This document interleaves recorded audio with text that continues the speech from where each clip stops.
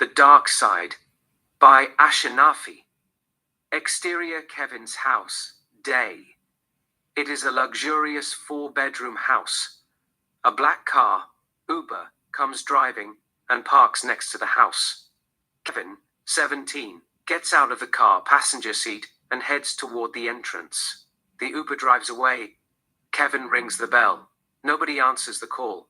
Kevin checks if the door is open, just in case. Indeed, the door is not locked. Kevin enters the house. Interior Kevin's house, day. Kevin walks down the living room, passes the TV and takes the staircase. Interior Kevin's house, Kevin's room, day. Kevin enters the room. There is a bottle of water on the table. Kevin takes medication out of his pocket and swallows a pill with the bottle of water. Kevin lies on the bed and takes a deep breath before he closes his eyes. The screen goes black. Olivia, 35, wakes Kevin. She is his mother. Olivia, get up. It's dinner time. Kevin gets up and sits on the bed. Olivia, what's wrong with you? Kevin, nothing. Olivia, you look sick. Kevin, I'm fine. I'm just tired. Olivia gives him a smirk and leaves the room. Interior Kevin's house, living room, minutes later. Olivia, Kevin, Larry, 40, Kevin's father, Annie, 7, Kevin's sister, and Luke, 12, Kevin's brother, sit at a dinner table having dinner. They all look quiet. Every once in a while they look at Kevin, as if he did something that he wasn't supposed to do. Larry breaks the silence. Larry, to Kevin, what are you planning to do with your life? Olivia, what are you talking about? Larry, I just want to know what his dreams and aspirations are. His teacher said that he hadn't been school for weeks. He dropped out. Olivia, he's just taking a break. It's not a big deal. They are picking on him for no reason. Larry, he can take care of himself. It has nothing to do with bullies. He is just not interested in school. School is for those who have dreams. He has woken up. He thinks that he can be the next Picasso. Olivia, he is gifted, no doubt about that. But I don't like his drawings. They are dark. I don't know where he gets his ideas. Luke, he gets them from the devil. He and his friends worship the devil. They drink blood. Olivia, where did you hear that? Luke, I saw them at the beach. I ran away before they saw me. Kevin, he is lying. It's cranberry juice. He mistook it for blood. Luke, no, it's not cranberry juice. I saw them killing a goat. They cut its throat and drank its blood. Olivia, that's sick. Larry, how does it taste? Olivia, Larry, what's wrong with you? This is not a joke. Larry, I just want to know what blood tastes like. Blood has a lot of protein. I mean, they're kids, experimenting. It's part of being adolescent. To Kevin, what does it taste like? Blood? Kevin, it's not blood. It's cranberry juice. Larry, you probably did it to impress your girlfriend. Olivia, you're not talking about Diana, are you? Larry, yeah. The girl that dressed in a gothic style. Olivia, to Kevin, she's not your girlfriend, is she? I was at the Westfield Mall the other day to buy clothes for Annie. I saw her making out with that tall, handsome boy, your friend, the guy who looks like a college student. You introduced me a couple weeks ago, but I forgot his name. Luke, his name is Paul. I caught them having sex in my room. Olivia, what do you mean by you caught them having sex in your room? Luke, Kevin was at the garage painting. I was in the living room, playing video game. I saw them entering the house. I thought they were in his room, conversing. When I entered my room to get a CD, I saw them having sex on my bed. I excused them, closed the door, returned to the living room, and continued to play the game. Larry, she is going out with both of them. Look at Kevin. Isn't that right? Kevin, no comment. Olivia, I don't want you to get STD. You have to be careful. She is a whore. I knew it the second I saw her. She looks like a witch, with her black dress and black lipstick, and eyeshadow. Larry, she is a goth. Olivia, I don't care if she is the princess of 7 devils. I want her to stay away from my son. Larry, we have rules in this house. We don't tell our children whom they should date or not. They can be with whomever they want to. We don't judge them, period. Olivia, Well, it's too bad. She and her friends burned a church. She is at a juvenile detention center, eating soap and crackers as we speak. She is going to be away for a while. He needs to find a new girlfriend. A girl next door type, sweet and innocent like Jennifer Love Hewitt. He doesn't have to share her with the 22-years-old boy. Kevin looks at his little sister who has been quiet the whole time. She catches his eyes. Her eyes turn black. Kevin is taken aback. Annie's eyes return normal. She gives him a sweet smile. Kevin excuses them and heads to his room. Interior Kevin's room. Night. Kevin grabs his medication and takes out a pill but drops it before he puts it in his mouth. The pill rolls under his bed. Kevin bends down to look for it. Kevin hears a sound. Kevin looks at the direction of the door. Annie stands at the door. She is carrying a knife. Her eyes turn black. Annie comes at him with a full speed and attacks him. Kevin tries to defend himself. Annie cuts him in the arm. Kevin pushes her away. Annie is ruthless. She stabs him in the palm. The knife goes through his palm and comes out the other end. Kevin screams in pain. He pushes her away and pulls the knife out of his palm. Kevin points the knife at Annie. Kevin, stay away from me. Annie laughs at him. She turns into a demonic figure. Annie, you're crazy. The knife is not Kevin's hand. It is in her hand. She attacks him. Annie stabs him in the heart. Kevin wakes up from the nightmare. It is a bad dream. Kevin gets up from the bed, takes his pill with a bottle of water, and heads to the bathroom. Interior Kevin's house. Bathroom night. Kevin washes his face and looks at himself in the mirror for a few seconds. Interior Kevin's house. Garage day. Kevin paints on a canvas. It is a dark, abstract painting. He is gifted. We see his paintings throughout the garage. The garage is his art studio. Kevin runs out of black ink. He puts his brush aside and walks toward the exit. Interior bus moving. Day. Kevin sits alone. He is lost in thought. The bus stops. Two men, Roger, age 31, and Peter, age 30, enter the bus. They walk toward Kevin's direction. Kevin looks at them. It seems that he has seen them, but he doesn't know where it was. His look tells it all. The expression of his face changes a little bit. Roger and Peter give him a dirty look and sit behind him, on the right side. The bus drives. Roger and Peter keep an eye on him. Kevin turns slightly and looks at their direction. They stare at him. It looks like they are following him. Kevin looks away. Int, Walmart, day. Kevin shops for ink. He's at the painting section, looking for black ink. He grabs a black ink and a couple of painting brushes and puts them in his shopping basket. While he is at it, he adds a red ink and heads toward the registry. Int, Walmart, registry day. A girl named Delilah, 19, is behind the registry. Kevin places the items on the counter. It seems that Delilah is attracted to him. She looks at him with a bedroom eye, as if she had known him all her life. She rings the items. It is $55. Delilah, $55. Kevin pays her in cash. Delilah puts the items in a plastic bag, gives him a wink, and places the bag in front of him. Kevin gives her a polite smile, grabs his items and walks toward the exit. Exterior Walmart, day. Kevin exits the store. Kevin turns his eyes and sees Roger and Peter standing next to a dark blue car at the parking lot. Kevin thinks that they are following him. He keeps on walking. Indeed, they are following him. They make a move. Kevin walks faster. Roger and Peter walk faster too. Kevin crosses a busy street, not minding the traffic. Cars hank at him. A car almost hits him. The car slows down and drives around him. The driver curses him. Man, get the fuck out of the road. Jerk. Kevin crosses the street. Roger and Peter are gone. They are nowhere to be seen. Kevin collects his composure and continues to walk down the sidewalk, breathing heavy. Exterior, park, later. Kevin sits on a bench, feeding pigeons. The sun is orange. It is getting late. Kevin looks at his watch, ignores the time, and continues to feed the pigeons. Delilah, who happens to be walking her dog, a beagle, sees him. Delilah. Hi. She sits next to him. Delilah, You're the guy from the store. He says nothing. Delilah, what are you up to? Kevin, nothing. Delilah, we're having a party. Do you want to come? Kevin, I'd love to, but I doubt my parents will allow me to leave the house. It's late. She smiles at him. Delilah, you're cute. She writes down the address on a piece of paper and gives it to him. Delilah gets up.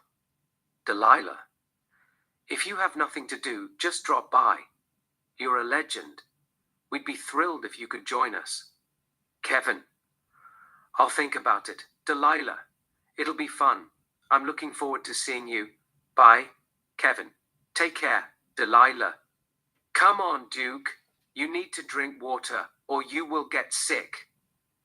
Delilah and her dog walk away. Kevin continues to feed the pigeons.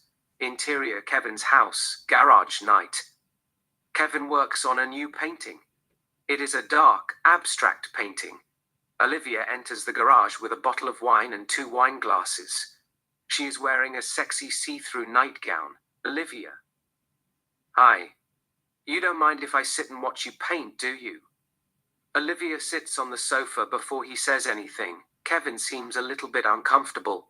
He doesn't know what his mother is doing there. Olivia pours a wine for herself and looks at the painting. Olivia. What's that supposed to be? Kevin.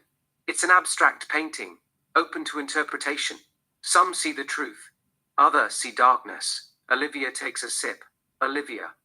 I see the devil having sex with a prostitute. She gets up, removes her gown and stands naked in front of him. Olivia. I want you to do a nude portrait of me. Kevin is confused. Olivia walks up to him, gets closer. Olivia, your father is not home. I think he is cheating on me. He is having an affair with my sister. Your aunt is fucking my husband. I smelled her perfume on his clothes. Olivia takes his hand and places it on her private part. Olivia, I had you when I was 17. I'm still young. I want you to have sex with me. Blood comes out of her eyes, her noses, her ears, and private part. Kevin quickly pulls his hand away and stands back. Olivia laughs at him sarcastically and attacks him, scratching his neck as he defends himself. Kevin pushes her away. Olivia grabs the wine bottle, hits the table, and breaks it. The wine spills on the floor. Olivia uses the broken wine bottle as a weapon and comes after him. Kevin moves aside. He is trying to leave the garage. Olivia blocks his way. Olivia, come on. Just put your penis inside my vagina. It's not going to bite you. You came out of this hole. Kevin walks backward. Olivia turns into a demonic figure, moves fast and attacks him. They fall on the sofa, fighting. She is on top of him, trying to stab him with the broken bottle. Kevin holds her hand. Blood continues to come out of her eyes, nose, and ears. The blood drips on his face. It seems like Olivia is getting the better of him. She is strong. She has overpowered him. Her eyes turn black. She looks scary. Blood comes out of her nose and falls in his eye. Kevin lets her hand go and tries to wipe the blood out of his eyes instinctively. Olivia stabs him in the neck. Kevin wakes up from another nightmare. It is another bad dream. He had been sleeping on the sofa at the garage, yet mysteriously, there are scratch marks on his neck from the fight. Kevin turns his eyes and sees a broken wine bottle and spilled wine on the carpet. Kevin doesn't know what is going on. He puts on his jacket, pulls out Delilah's address from his pocket and looks at it. Interior, Delilah's house, night. A big house party is in progress. Most of them are goths, aged between 16 to 35. They are wearing dark outfits and black makeup. On the stereo, Smell Like Teen Spirit by Nirvana plays melodiously. Some of them are dancing. Others are making out while smoking weeds, doing drugs, mushroom, oxy, LSD, and others, and drinking various types of alcoholic beverages. On the main sofa, Delilah makes out with a boy named Leo, 23, and a girl named Abigail, 19. Kissing in threesome, she is in the middle. She looks a totally different person. She is dressed in a gothic style, with heavy black makeup. Kevin walks down the house. He seems a little bit confused. Some look at him like a king. Others give him the evil eye. They look disapprovingly at him. Maybe it is because the clothes that he is wearing. They all are dressed in a Gothic style. He is wearing regular clothes. Kevin walks up to the drink table to get fruit punch. He grabs a cup. When he pours it in his cup, the fruit punch turns into blood. Kevin drops the drink. It splashes on the floor. Kevin stands back in panic. On the stereo, Closer by 9-inch Nails plays melodiously. Out of nowhere comes Delilah. Delilah, it's okay, don't worry about it. They will clean it. I'm glad you made it. Come on, let's dance. She takes his hand. They come to the dance floor and begin to dance. Kevin is self-conscious. He is not really dancing. He just moves his body a little bit, pretending to be dancing. It seems that he doesn't want to let her down. On the other hand, Delilah dances exotically, grooving with the song, Closer by 9-inch Nails. It is her song. She puts her arms around him and dances, looking at him adoringly. Delilah then kisses him with tongue lasciviously. He kisses her too. Leo looks at them unmoved. Abigail produces oxy out of nowhere and places it in Leo's mouth. They kiss French. Partygoers continue to make out, kissing and having sex everywhere. Delilah takes Kevin's hand. Delilah and Kevin walk through the crowd, heading toward the main bedroom. They take the staircase. Interior Delilah's house, bedroom night. Delilah and Kevin enter the room. There is a mattress inside a devil star pentacle surrounded by candles. Delilah removes her clothes, so does Kevin. She makes him lie on the mattress. Delilah grabs a jar of blood, which happens to be nearby, sits on top of Kevin, pours the blood on her head and breasts and smears it on her body. Kevin says nothing. Delilah pours the blood on his chest as well and rubs it with her hands. Delilah and Kevin begin to have sex.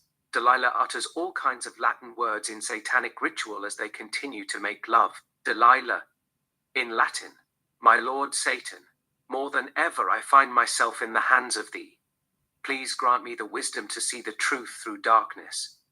Give your power of gratifying to those who minister to my needs. Possess their body, take over their spirit, be the owner of their heart and mind, and go deep inside me and write your commandments in my soul. To love and worship only thee, Lucifer, my love. You're the breath that sustains my very soul. I love you forever. Kevin doesn't know what's happening. He just goes with the flow. Delilah then turns into a demonic figure and bites him in the neck. Interior, Kevin's house, bedroom, night. Kevin wakes up and finds himself at his house. Kevin thinks it's a nightmare. He gets up from the bed, shirtless, and sees blood on his underwear. Kevin looks at his shirt on the table.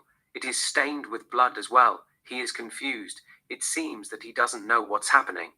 Kevin puts on a new t-shirt and exits the room. Interior, Kevin's house, kitchen night. Kevin washes his face and dries his face with a towel. Kevin opens the refrigerator, grabs a bottle of water, and drinks it in one breath. Kevin throws the bottle in the trash, walks toward the exit. Exterior street, night. Kevin runs in the street. He is not wearing shoes. The sky is darkish blue and orange. It must be around 5:30 in the morning. It is not that dark. It appears that Kevin is running away from himself. He picks up the speed and runs faster down the street. Kevin slows down, stops, and takes a deep breath. Kevin walks toward the direction of the camera. Interior, Kevin's house, bathroom, day. Kevin takes a shower. Interior, Kevin's house, kitchen, day. Kevin sits at the breakfast table eating cereal. His parents, Olivia and Larry, his brother and sister, Luke and Annie, have seated at the table, having breakfast supposedly. They all are quiet. On the stereo, La Vie en Rose by Edith Piaf plays melodiously. Kevin looks at his parents and his brother and sister. They stop eating. They all are staring at him. He ignores them and continues to eat his breakfast. Kevin looks at Luke. Luke has turned into a girl before his eyes. He is wearing a dress and makeup. Suddenly, their eyes turn black. Blood comes out of their eyes, noses, and ears. Kevin can't take it anymore. He gets up and walks toward the exit. Kevin opens the door and exits from the house. Exterior, street, day. Kevin walks down the sidewalk in confusion. He doesn't know what's going on. On the other side of the sidewalk, Roger and Peter follow him. Kevin looks at them and begins to walk faster. Roger and Peter pick up the speed as well. Kevin makes a left turn and continues to walk faster. Roger and Peter cross the street and continue to follow him. Kevin turns around and looks at them. They are right behind him. Roger takes out a big kitchen knife from his jacket. Kevin runs down the street with full speed. Roger and Peter chase him. Kevin crosses the street and runs down the park. Roger and Peter cross the street and continue to chase him through the park. Kevin runs faster, exits from the park, and gets on the main street. There is a bus, boarding passengers at a bus stop. Kevin moves faster and gets in the bus. Int. Bus day. Kevin pays $5 and takes a seat. Exterior bus stop, day. Roger and Peter try to catch the bus, but it's too late. The bus drives away. Int. Bus moving, day. Kevin takes a deep breath. Yet the passengers look at him weird, as if he did something wrong. They all are staring at him. A female passenger turns into a demon before his eyes. Her eyes are black. Kevin is taken aback. He looks away. Kevin turns his eyes and sees a fat man with his belly showing. Something inside the man's belly moves and makes a horrifying image. The man laughs at Kevin. His teeth are rotten. There is dark blood in his mouth. Next to the fat man, there is a young woman. Black blood comes out of her nose. The girl takes the blood from her nose with her finger and sucks her finger in seduction. Black blood comes out of her eyes. Her teeth are as sharp as a shark. She bites off her own finger. Black blood comes out of her finger like a small water fountain. Kevin is terrified. A woman, about 55, gets up from her seat and sits next to him. She whispers in his ear, "Woman, you're going to burn in hell for your sins." Her eyes turn black. Kevin closes his eyes for about 5 seconds and opens them. Suddenly, everything looks normal. They are not staring at him. The bus stops. Exterior street, day. Kevin gets out of the bus and walks down the sidewalk. Interior museum, day. Kevin visits a museum, looking at one painting after another. They are dark paintings, demons, fire, naked people, hell, and dark figures. It seems that he doesn't want to look at them. Some of the images in the paintings turn their eyes and look at him. Kevin doesn't know what is going on. He is confused. He looks around. Most of the visitors are goths. They are wearing black outfits and sporting black makeup. They keep looking at him. Kevin walks to the next room and sits on a bench by a water fountain. Delilah, Abigail, and Leo sit at a table, conversing. Kevin looks at Delilah and pretends that he didn't see her. Delilah notices him, excuses her friends, and walks up to him. Delilah. "What's up?" Kevin. "Nothing much." Delilah. "What are you up to?" Kevin. "Nothing." Delilah. "Are you hungry?" Kevin. "Not really." Delilah. "I'm starving. Come on, let's get something. I'm taking you out for a date." Kevin couldn't help but smile a little bit. Delilah sits on his lap and puts her around him. Delilah, "I missed you." Delilah kisses him with tongue. He kisses her too. They kiss more intimately. Interior mall, cafeteria, day. Kevin and Delilah sit at a table. She has Chinese food, orange chicken. He is not eating. In the background, we see a couple of customers enjoying their outings. Delilah, "I'd kill a man for orange chicken."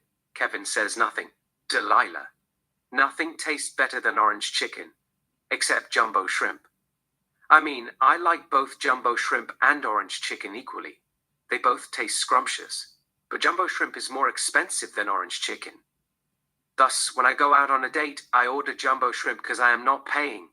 But if I am paying, I order orange chicken. Kevin, "I'll buy you jumbo shrimp if you want to. I have a lot of money." Delilah, "Thanks, but no thanks. I'm full." Kevin, "You've barely touched it." Delilah, "It's okay. I just need something sweet to fire up the synapses in my brain. I have sweet tooth." Kevin, "I see." She looks at him in the eyes. Delilah, "You know what I think? You're the devil in flesh, like how Christ is God in flesh. You're the opposite of Jesus Christ." Kevin, "What makes you think that?" Delilah, "It's just a hunch. You're handsome. You're sexy. You fuck like a Tasmania devil. Last night you made me come 666 times. At least it felt like it. My heart almost stopped from intense orgasms.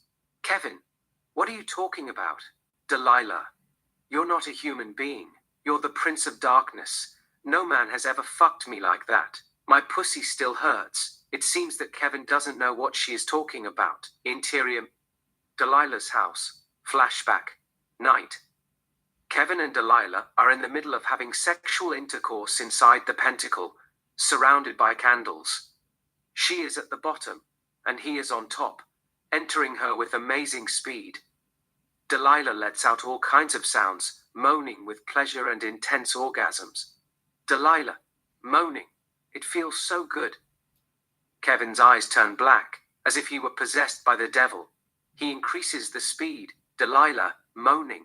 I'm going to die, moaning. I can't breathe. Stop it. I can't take it anymore. Moaning, screaming, and sighing with pleasure. Break-up voice. You're hurting me. Blood comes out of her nose. Delilah screams in pleasure and scratches him. Kevin comes inside of her and lies flat on her body. They are both breathing heavily. Interior.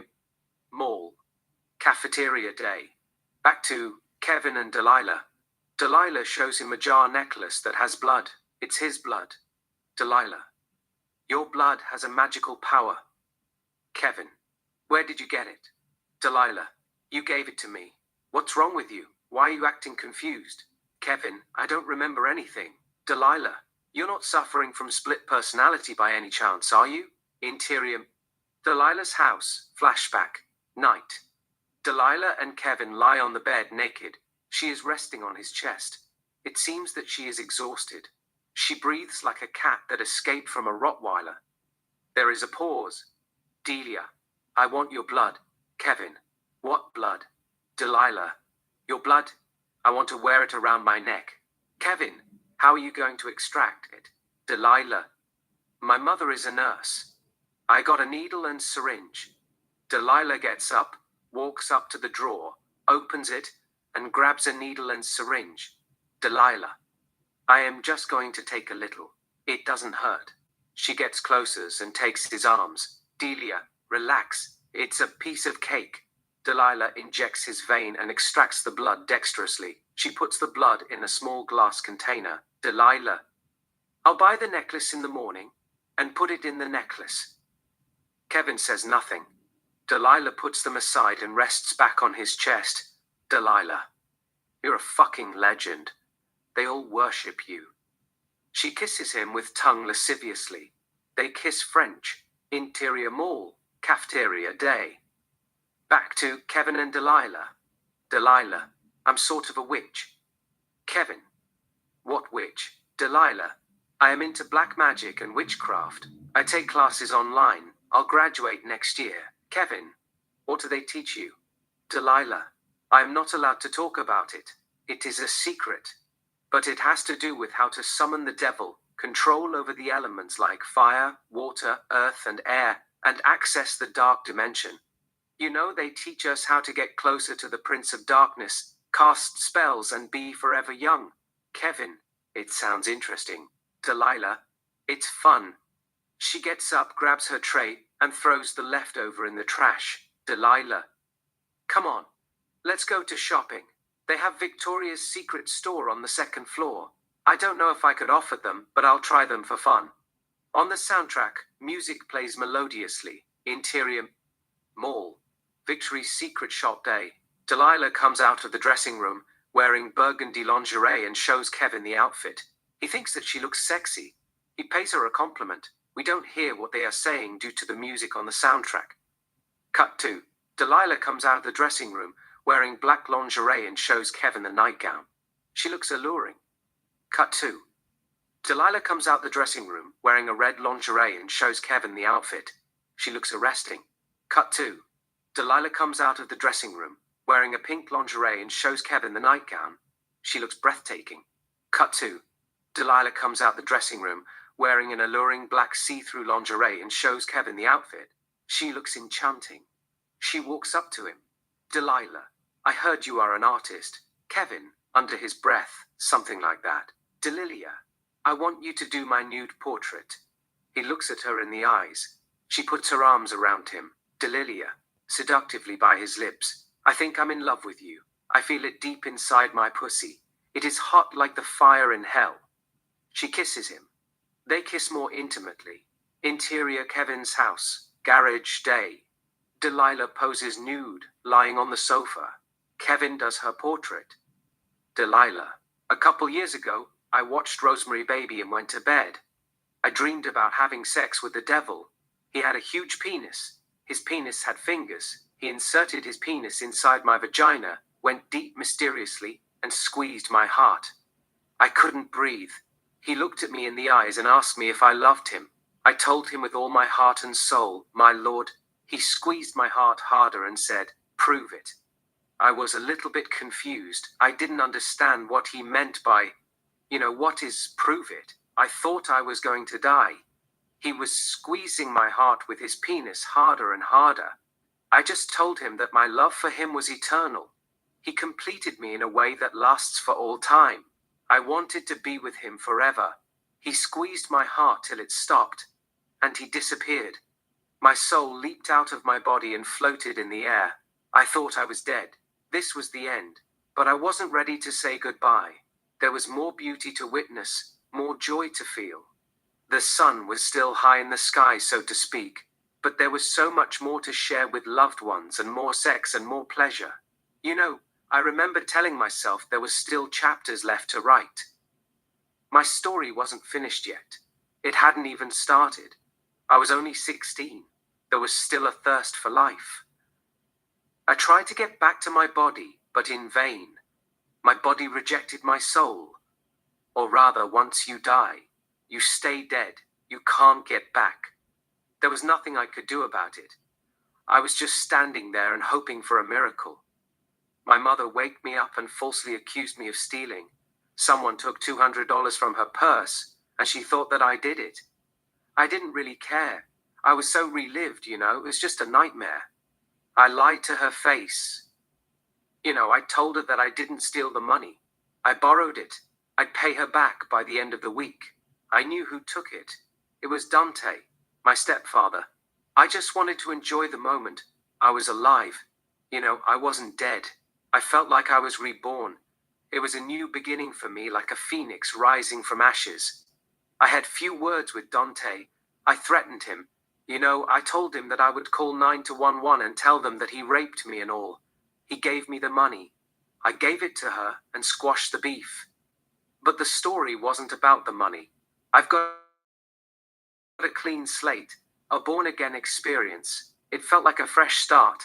I had turned over a new leaf. I felt redeemed. Kevin says nothing. He continues to work on the painting. He then puts his painting brush aside. Kevin, you have to leave. My parents are going to be home any minute. We'll finish it tomorrow. Kevin grabs her clothes and gives her the clothes.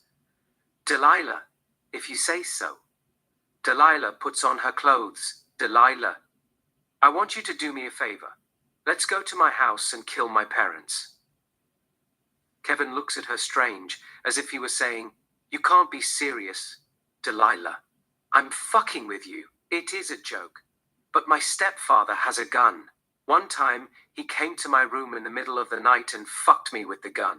He said that he'd shoot me in the face if I told anybody about it.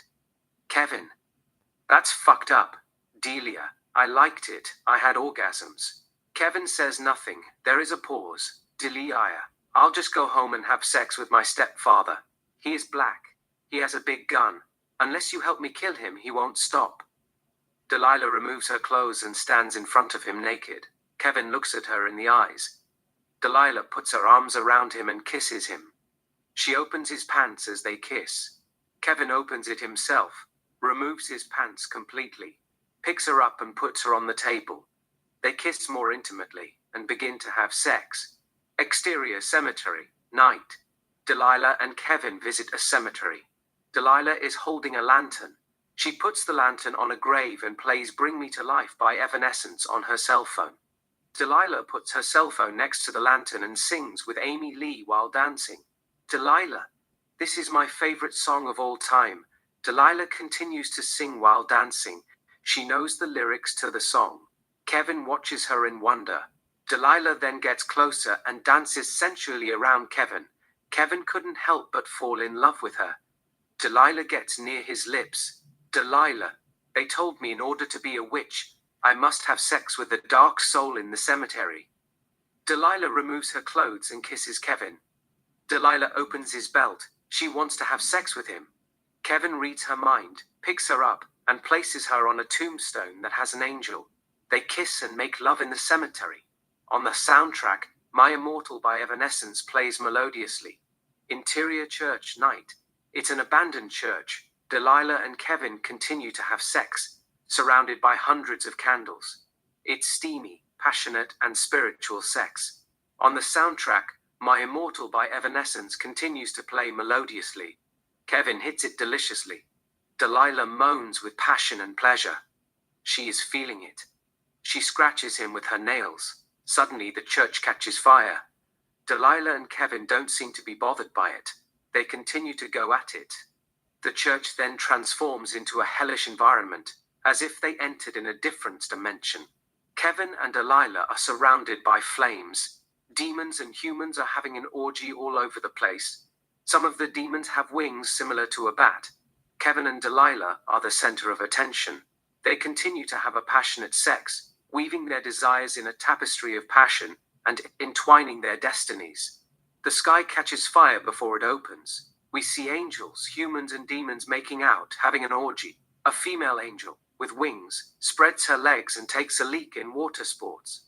Black urine exits from her vagina. An angel, who has breasts and wings, fucks a girl doggy style. The angel hits it hard. Black blood comes out of the girl's eyes, her nose, and her mouth. A demon has sex with a girl human. She is sweating black sweat. She moans with pleasure. Black blood exits from her eyes, nose, and ears as she sighs and moans with pleasure. It's sex extravaganza. Thousands of them having wild erotic sex throughout the place. Heaven. Exterior earth, sunset. Hundreds of people make love in the mud. Kevin and Delilah continue to go at it. They are in the center.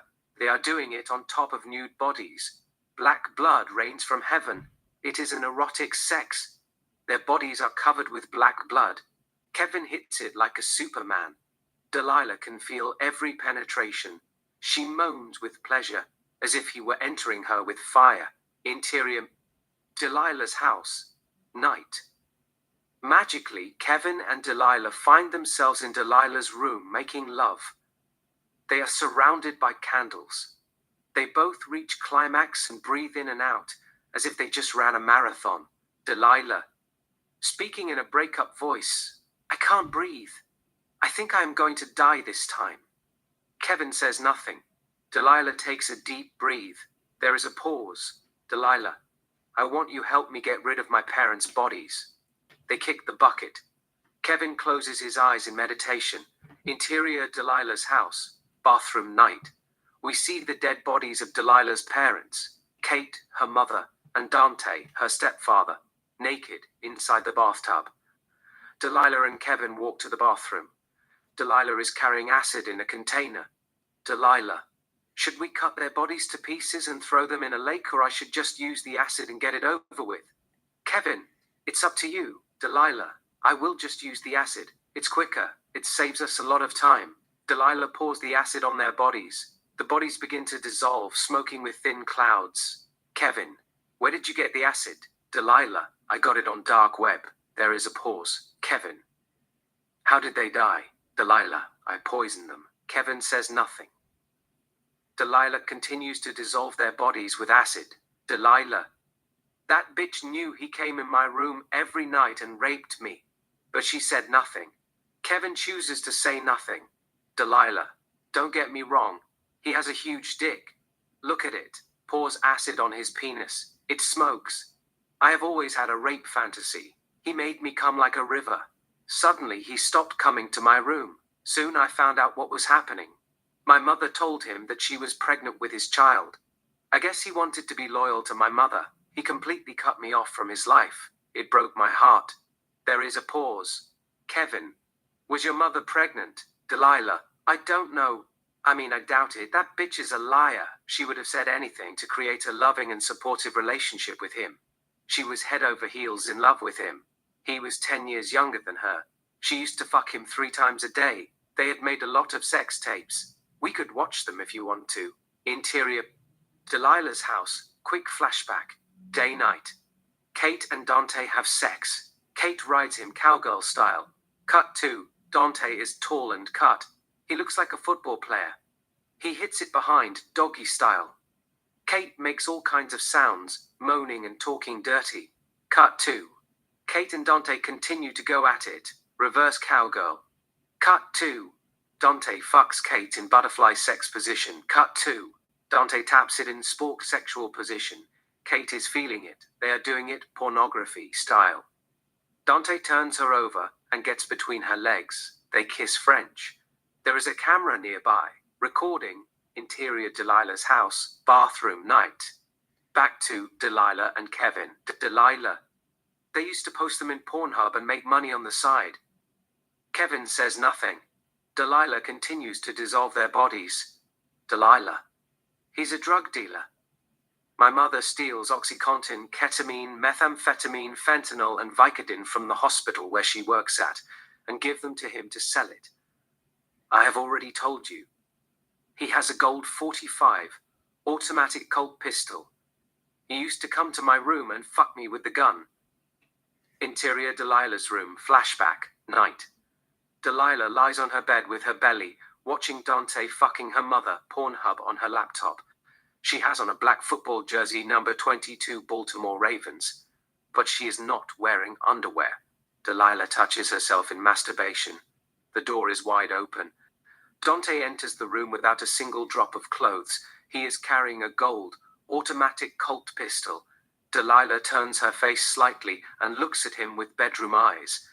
Dante gets closer, points the gun on top of her head, and collects her jersey and kisses her butt before he bites her buttocks softly. Delilah licks her lips seductively, closes her laptop and puts it aside. Dante pulls her hair, makes her kneel on the bed, and looks at her in the eyes. Dante caresses her face with the gun. He caresses her lips. Dante, open your fucking mouth. Delilah opens her mouth. Dante places his saliva in her mouth and kisses her with tongue. They kiss French. Dante puts the gun in her mouth. Dante. Suck it, bitch. Dante makes her suck it. Delilah sucks it alluringly. Delilah tries to touch his private part, but Dante pushes her hand aside.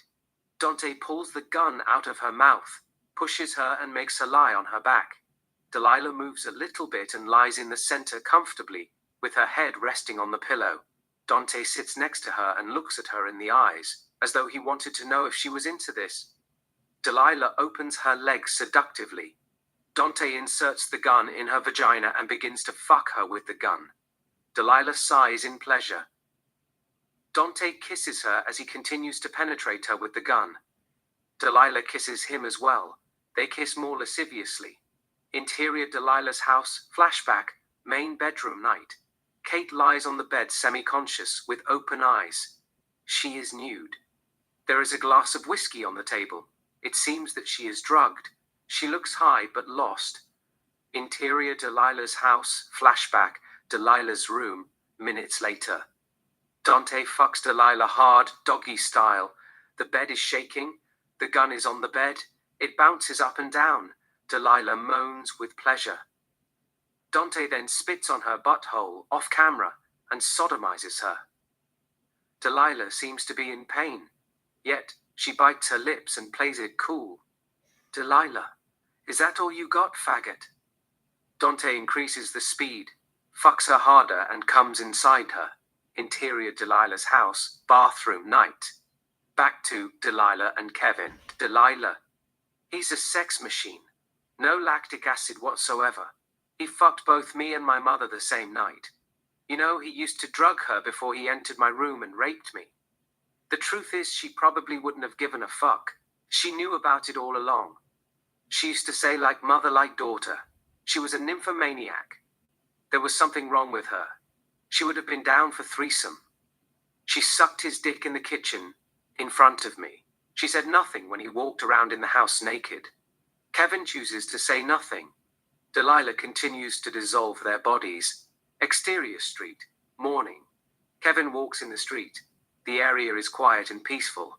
Out of nowhere comes a dark blue car and pulls next to Kevin. Roger and Peter get out of the car and approach him. Roger, what's up, man? Roger grabs him by the throat. Kevin pushes him away. Roger tackles him and brings him down. Peter injects him in the neck with a tranquilizer. Kevin falls unconscious. Everything goes dark. Interior abounded building. Day. It is an abounded building. Kevin is tied to a chair without a single drop of clothes like a political prisoner. Roger and Peter stand in front of him. Roger is carrying a knife. There is a table. We see all kinds of torturing devices on the table. Roger, I want you to stay away from Delilah. If you ever get near that girl again, I will cut your dick off. Roger gives Peter a sign. Peter grabs an electric shock from the table and shocks him. Kevin screams in pain with his body shaking. They are torturing him. Roger, you're a fucking sick man. Roger grabs a pillar from the table and gives Peter a sign. Peter puts the electric shock aside and holds Kevin's left arm firmly. Roger pulls out Kevin's nail, forefinger, with the pillar. Kevin screams in pain. Roger pulls out Kevin's middle finger's nail. Kevin screams more. Roger pulls out Kevin's third finger's nail. Kevin continues to scream. Exterior street, sunset. Roger and Peter come driving and stop the car next to the sidewalk. Roger and Peter get out of the car, throw Kevin in the street, in the middle of nowhere, get in the car and drive away. Kevin is naked. His fingers are bleeding. They have removed all of his nails. The sun is setting. Kevin gets up and walks down the street without a single drop of clothes. Exterior, street, night. It's dark. Kevin continues to walk down the street. Interior, Kevin's house, night. Kevin enters his house. There is nobody in the house. He doesn't know where his parents, brother and sister are. Interior, bathroom, night. Kevin opens the mirror cabinet and grabs first aid. Interior kitchen, night. Kevin sits at the table, cleans his wounds with medical alcohol, and patches up his fingers with medical bandages. It appears that Kevin is exhausted. He gets up from his chair, but he faints before he goes anywhere. He falls on the floor unconscious. Interior, Kevin's house, kitchen, morning. Kevin regains consciousness. He gets up and heads toward the bathroom. Interior, Kevin's house, bathroom, morning. Kevin takes shower. Interior, Walmart, day. Delilah is behind the registry. She is serving a female customer. She rings the lady's items. The customer pays her, takes her items, and walks away. Kevin approaches Delilah, takes out a ticket from his pocket, and places it in front of her. Kevin, I want you to come with me. Delilah, where are we going? Kevin, Mexico City. Delilah, now. Kevin, tomorrow, 10:30 a.m. Delilah, sure, I quit. You're my last customer. Grabs 2 lollipops, blue and red, nearby and rings the items. It's $2.55. Kevin gives her $5. She puts the money in the registration and holds his change. Kevin, keep the change. Delilah, thanks. Delilah puts the change in her pocket, gives Kevin the blue lollipop, and keeps the red one for herself. There is a female customer standing behind Kevin. Delilah, to the customer, I quit. You have to go over there. Delilah puts the lollipop in her mouth and sucks it seductively. Delilah, to Kevin, what happens to your fingers? Kevin, it's a long story. Delilah, okay, no worries. How have you been otherwise? Kevin, I'm good. Delilah, let me collect my paycheck. Wait for me at the parking lot. I'll be out in a minute. Kevin nods his head sure and walks toward the exit. Exterior, Walmart, day. Kevin waits for Delilah, sucking the blue lollipop. Roger and Peter come out of nowhere and walk toward his direction. Kevin sees them. He throws the lollipop away and runs down the parking lot. Roger and Peter chase him. Kevin gets on the main street and runs down the street. Roger and Peter get on the main street and continue to chase him. Kevin makes a left turn and continues to run. It seems that Kevin manages to get away. Nobody is following him. Kevin slows down a little bit and crosses the street without looking. A police car hits him. Kevin falls on the ground. Officer Terry, who is behind the wheel, and Officer Lana get out of the police car to see if Kevin is okay. They approach him. It appears that Kevin is fine. He gets up on his own. Officer Terry, are you okay? Kevin, I'm fine. Officer Terry, why are you running? Kevin, 2 men are following me. They tried to kill me. They pulled my nails out. Kevin shows them his fingers, which he patched with medical bandages. Officer Lana, where are they? Kevin, I don't know where they are. They were chasing me. Officer Terry, do you know them? Kevin, no, I don't. Officer Lana, you can still file a police report as a form of harassment or stalking. Officer Terry, come with us. Kevin, I'll do it some other time. I have to be somewhere. Kevin tries to walk, but he has injured his knee. He can't walk properly. Plus, his left arm is bleeding. The skin is peeled off. There is a cut on his left upper eye as well. We see blood on his face. It looks like he needs a medical attention. Officer Lana, you can't leave yet. We have to write a report. Officer Terry, just following protocol. You're bleeding. You might need few stitches here and there. We'll drop you at the emergency room. They will fix you. Officer Lana, can I see your ID? Kevin, I don't have it with me. I left it home. Officer Terry, it's okay. Just come with us. You might have internal bleeding in the brain. You hit your head hard. A lot of people say that they are fine. Then they go home and die in their sleep. Better safe than sorry. Officer Terry and Officer Lana place Kevin in the police car and drive away. Interior police station day. Kevin sits in a chair. There is a bandage around his head. Officer Lana writes a report. Officer Lana, name, Kevin, Kevin Smith. Officer Lana, how old are you? Kevin, I'm 17. Officer Lana, stop wasting my time. Tell me your date of birth. Kevin, October 7th, 1984. That is 17. Officer Lana, I know what you mean. Writes 41. Time flies like a bitch. Sometimes I feel like a teenager myself. I want to go to a club, get drunk and dance till the break of dawn. But being 17 and feeling like 17 are two different things. If it helps, there is a quote in the Bible. When I was a child, I talked like a child. I thought like a child. I reasoned like a child. When I become a man, I set aside childish ways. Kevin holds his head in pain. Officer Lana, are you okay? Kevin, I'm fine. It's just headache. My head hurts inside. It feels like my brain is on fire. Officer Lana, do you need aspirin? Kevin, I have already taken Tylenol. It's just that there are a lot of things in my mind. Why did you write 41? What year is it? Officer Lana, you're joking. Kevin, I'm serious. Officer Lana, 2025. Kevin is confused. He looks at the TV. They are showing the World Series between LA Dodgers and Toronto Blue Jays. The announcer in the television says, "Welcome to the 2025 World Series between the LA Dodgers and Toronto Blue Jays." It seems like Kevin is having a nervous breakdown. He gets up from the chair and holds his head with both hands in pain. Officer Terry approaches Lana with Kevin's file and shows her the file. Lana looks at the file in disbelief, as if she was looking at a death certificate. In the file, we see the mugshot of Kevin, 2002. Before our eyes, Kevin turns to an adult, age 41. He looks different. Kevin is lost. He still doesn't know what's going on. He looks at the calendar on the wall. It says November 10th, 2025. Kevin gets up from the chair, walks up to the mirror nearby, and looks at his image. He is an adult. Everything spins around him. Kevin holds his head in major pain before he faints. Lana gets up and checks his pulse to see if he is still alive. Interior Hospital, room 505 day. Kevin rests on the hospital bed. Dr. Emily walks in with Kevin's MRI. She looks at the MRI to make sure that she gets it right. Dr. Emily, there is no major damage in the brain. You have a fractured skull. It should heal in 6 to 8 weeks. You're free to go home. Interior Kevin's house, day.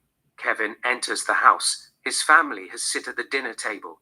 He removes the bandage from his head, throws it away and joins them. It seems that he remembers what happened in the past. The camera zooms in his eyes.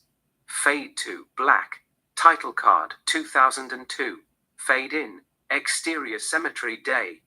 Kevin 17 and his friends Paul, 22, Diana 20, Ted 19, Charlie 20, Rachel 18, Amber 19.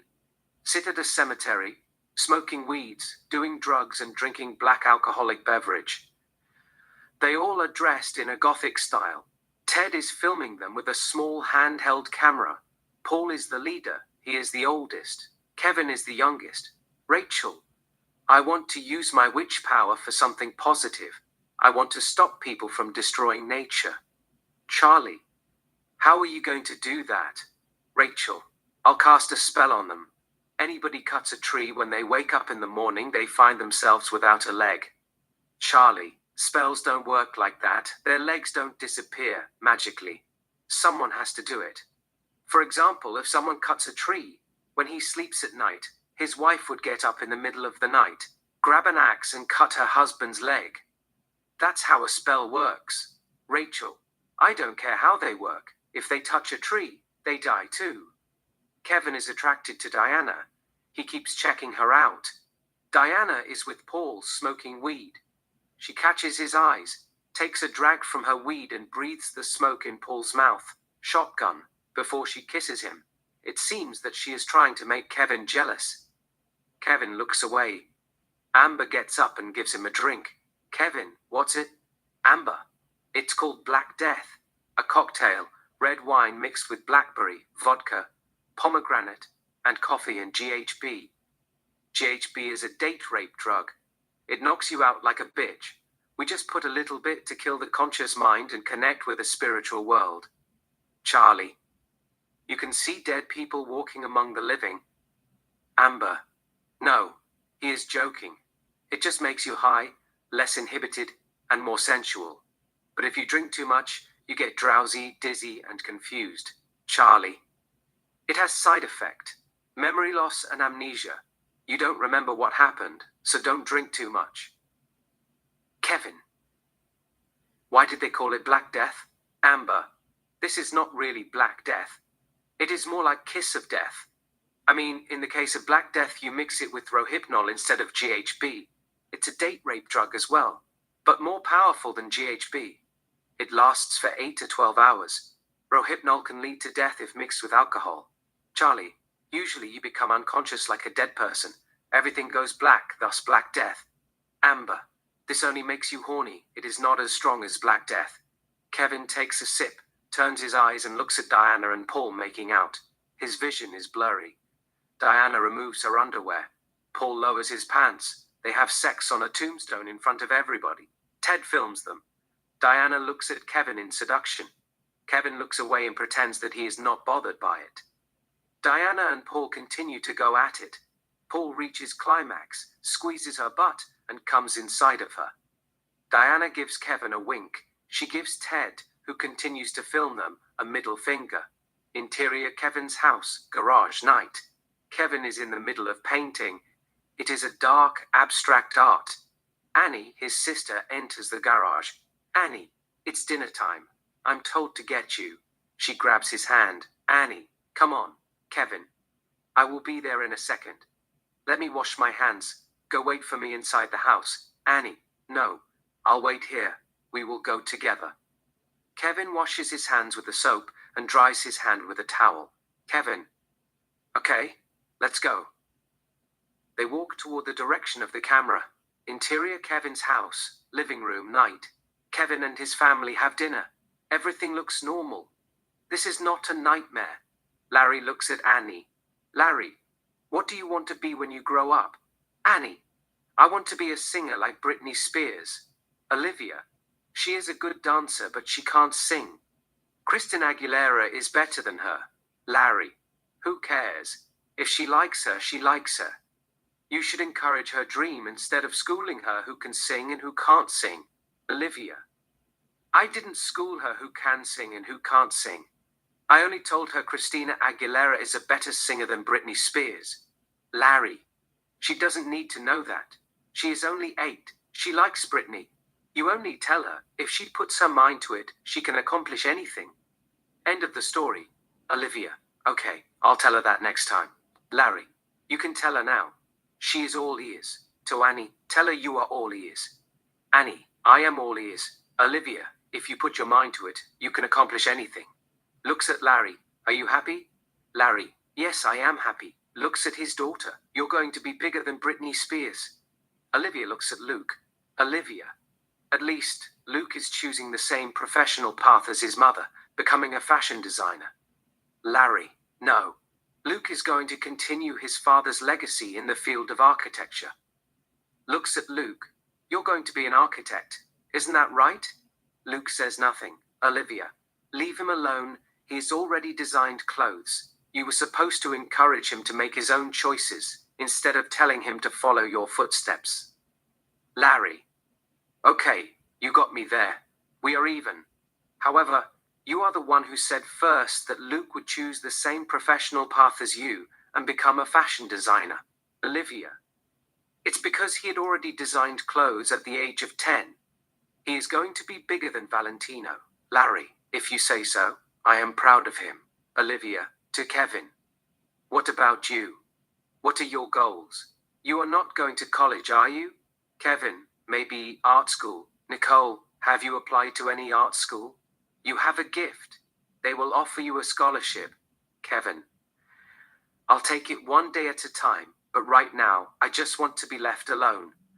I don't want to talk about it. Larry, just don't cut your ear like Van Gogh. As long as you don't go crazy, you'll be fine. Van Gogh's paintings are worth millions of dollars. Olivia. Van Gogh only sold 2 paintings in his lifetime. He died poor. Larry. It's a different era. Back then, they didn't know anything about art. If you showed them Mona Lisa, they would tell you she is ugly like the back end of the carriage. Olivia. Mona Lisa is not that attractive, is she? I mean, she is okay. Cindy Crawford is way more beautiful than her. Larry. I couldn't agree more. It's easy to brainwash people. Joseph Goebbels said if you tell a lie long enough, it becomes the truth. I don't know anything about art, but Mona Lisa is one of the biggest lies in the history of art. Excuse my language, but I don't see anything that makes me want to have sex with her. Olivia gives him a look. Larry, it is a joke. She looks like someone hit her face with pizza dough right before she posed for Da Vinci. They laugh moderately. Kevin, I think you have to see it in person to appreciate it. You can't judge a painting though television and books. I am just saying. Everybody is entitled of their opinion, but Mona Lisa is one of the greatest works of art ever created. Olivia. Anyhow, why are you painting dark? All you're painting are demons, hell, naked people burning and all. It's pretty dark. Where do you get your inspiration? Kevin, it's just a feeling. It comes to me naturally. I can't explain it. Olivia, it feels like you are possessed by demons. Larry, he gets them from movies. You know, as long as his head is not spinning 360 degrees like that girl in The Exorcist, he will be fine. If I were you, I wouldn't worry about it too much. He is only experimenting. Let him do his things. Sooner or later, he will get bored of it. He'll see the world through a new lens and focus on more bright and colorful things. It is part of being adolescent. You have to let them figure it out by themselves. Olivia. It's just too dark for my taste. He has to see a psychiatrist. The devil is living inside his soul. Larry. The devil is living inside all of us. The question is, will he make him or break him? It is only art. Who cares? He can paint anything he wants as long as it sells. It is not the end of the world. Olivia. Look at him. It's affecting his life. He always wears black. He paints his nails black. His clothes are black. He wears eyeshadow and colors his lips black. Larry. What? He got the idea from The Crow. Olivia. His friends are goths. Larry. We have already talked about this. We don't judge our children. We respect their choices. We let them learn from their mistakes. There is nothing more to it. Olivia. As parents, it is our responsibility to control our children and raise them the right way. We can't let them make poor decisions. You can't say leave them alone. That's not how parenting works. We have to hold them accountable for their behaviors and actions. The world is not safe. We'll regret it for the rest of our life if something happens to them. We just can't sit and watch them destroy their lives. Larry, he is not destroying his life. He is just experimenting. Experimenting is a normal and vital part of adolescent development. Adolescence is a time of exploration and self-discovery. We can't take that away from him. Olivia. I'm just saying. We have to warn them about dark spirits, like how we talk them about drugs, alcohol, and tobacco. He and his friends are into witchcraft. They are older than him. They are playing with fire, tempting fate by exploring forbidden practices, dabbling in the occult, and engaging with malevolent powers. It can have dire consequences. Larry, there is no such thing as dark spirit. Let him be. He'll figure it out in his own. Nicole, they kill innocent animals and drink their blood. They worship the devil. They are messing with forces beyond their compression. Exterior beach, night. Kevin and his friends Diana, Ted, Charlie, Rachel, and Amber sit by the bonfire, smoking weeds. On the stereo, dark music plays melodiously. Ted is filming them. Diana and Rachel get up and dance exotically. Paul comes to the fire with a goat. He is carrying a knife. Diana approaches him. Diana, how are you going to kill it? Paul, I'll just cut its throat. To Ted and Charlie, I need you guys to hold it. Ted, I'm filming. Paul, give it to Kevin. You're stronger than him. Ted gives the camera to Kevin. Ted, don't shake your arm too much. Just hold it straight. Kevin gets up and holds the camera, filming. Ted and Charlie bring down the goat and hold it with all their might. Paul is set to slaughter the goat. Paul, where is the container? Rachel grabs the container from the blanket and stands nearby. Paul, to Rachel, don't spill it. Rachel, just kill it. Paul slaughters the goat. The goat fights to keep his soul from leaving. Ted and Charlie hold it tight. The goat's blood spills in the container like a flood. Kevin continues to film them. The goat is still alive. It kicks its legs. Ted and Charlie make sure that the goat is not going anywhere. They hold him firmly. The goat finally dies. The container is filled with its blood. Rachel puts the container down, on the blanket. Ted takes the camera from Kevin and continues to film. Amber grabs a bottle of Black Death, black alcohol, and pours it in the container, mixing it with the blood. Amber stirs the drink with a ladle. Diana grabs a cup, a golden chalice. Amber takes the mix with the ladle and fills the chalice with blood. Diana gives the drink to Paul. Paul drinks it in one breath. Amber fills the chalice again. Diana drinks everything and gives the chalice to Rachel. They all have a cup, except Kevin. It is his turn. Amber fills the cup with the mix. Diana gives him the drink. Kevin shuts his system down, closes his eyes, and drinks everything in one breath. On the stereo, Charlie plays a song by Marilyn Manson. The girls remove their clothes and begin to dance around the fire exotically. Ted films them. Paul, Charlie, and Kevin smoke weed. Kevin can't take his eyes off Diana. He is madly in love with her. The goat lies on the sand lifeless. Diana grabs the knife and stabs the goat several times like a psychopath. She takes whatever blood she can manage and paints her body red. Diana lies on her back, with her head resting on the dead goat. She begins to masturbate fantastically, chanting words in witchcraft. Diana, in Latin. Angel of darkness, my lord. Satan, the beautiful Lucifer. Take my soul and decorate it with your stars. Fill my heart with joy. Lord, I am ready and willing to serve you with all my heart and soul. Grant me the wisdom to be used, Lord, the Prince of Darkness, for your glory and purpose. To be your hands and feet in the world, my love.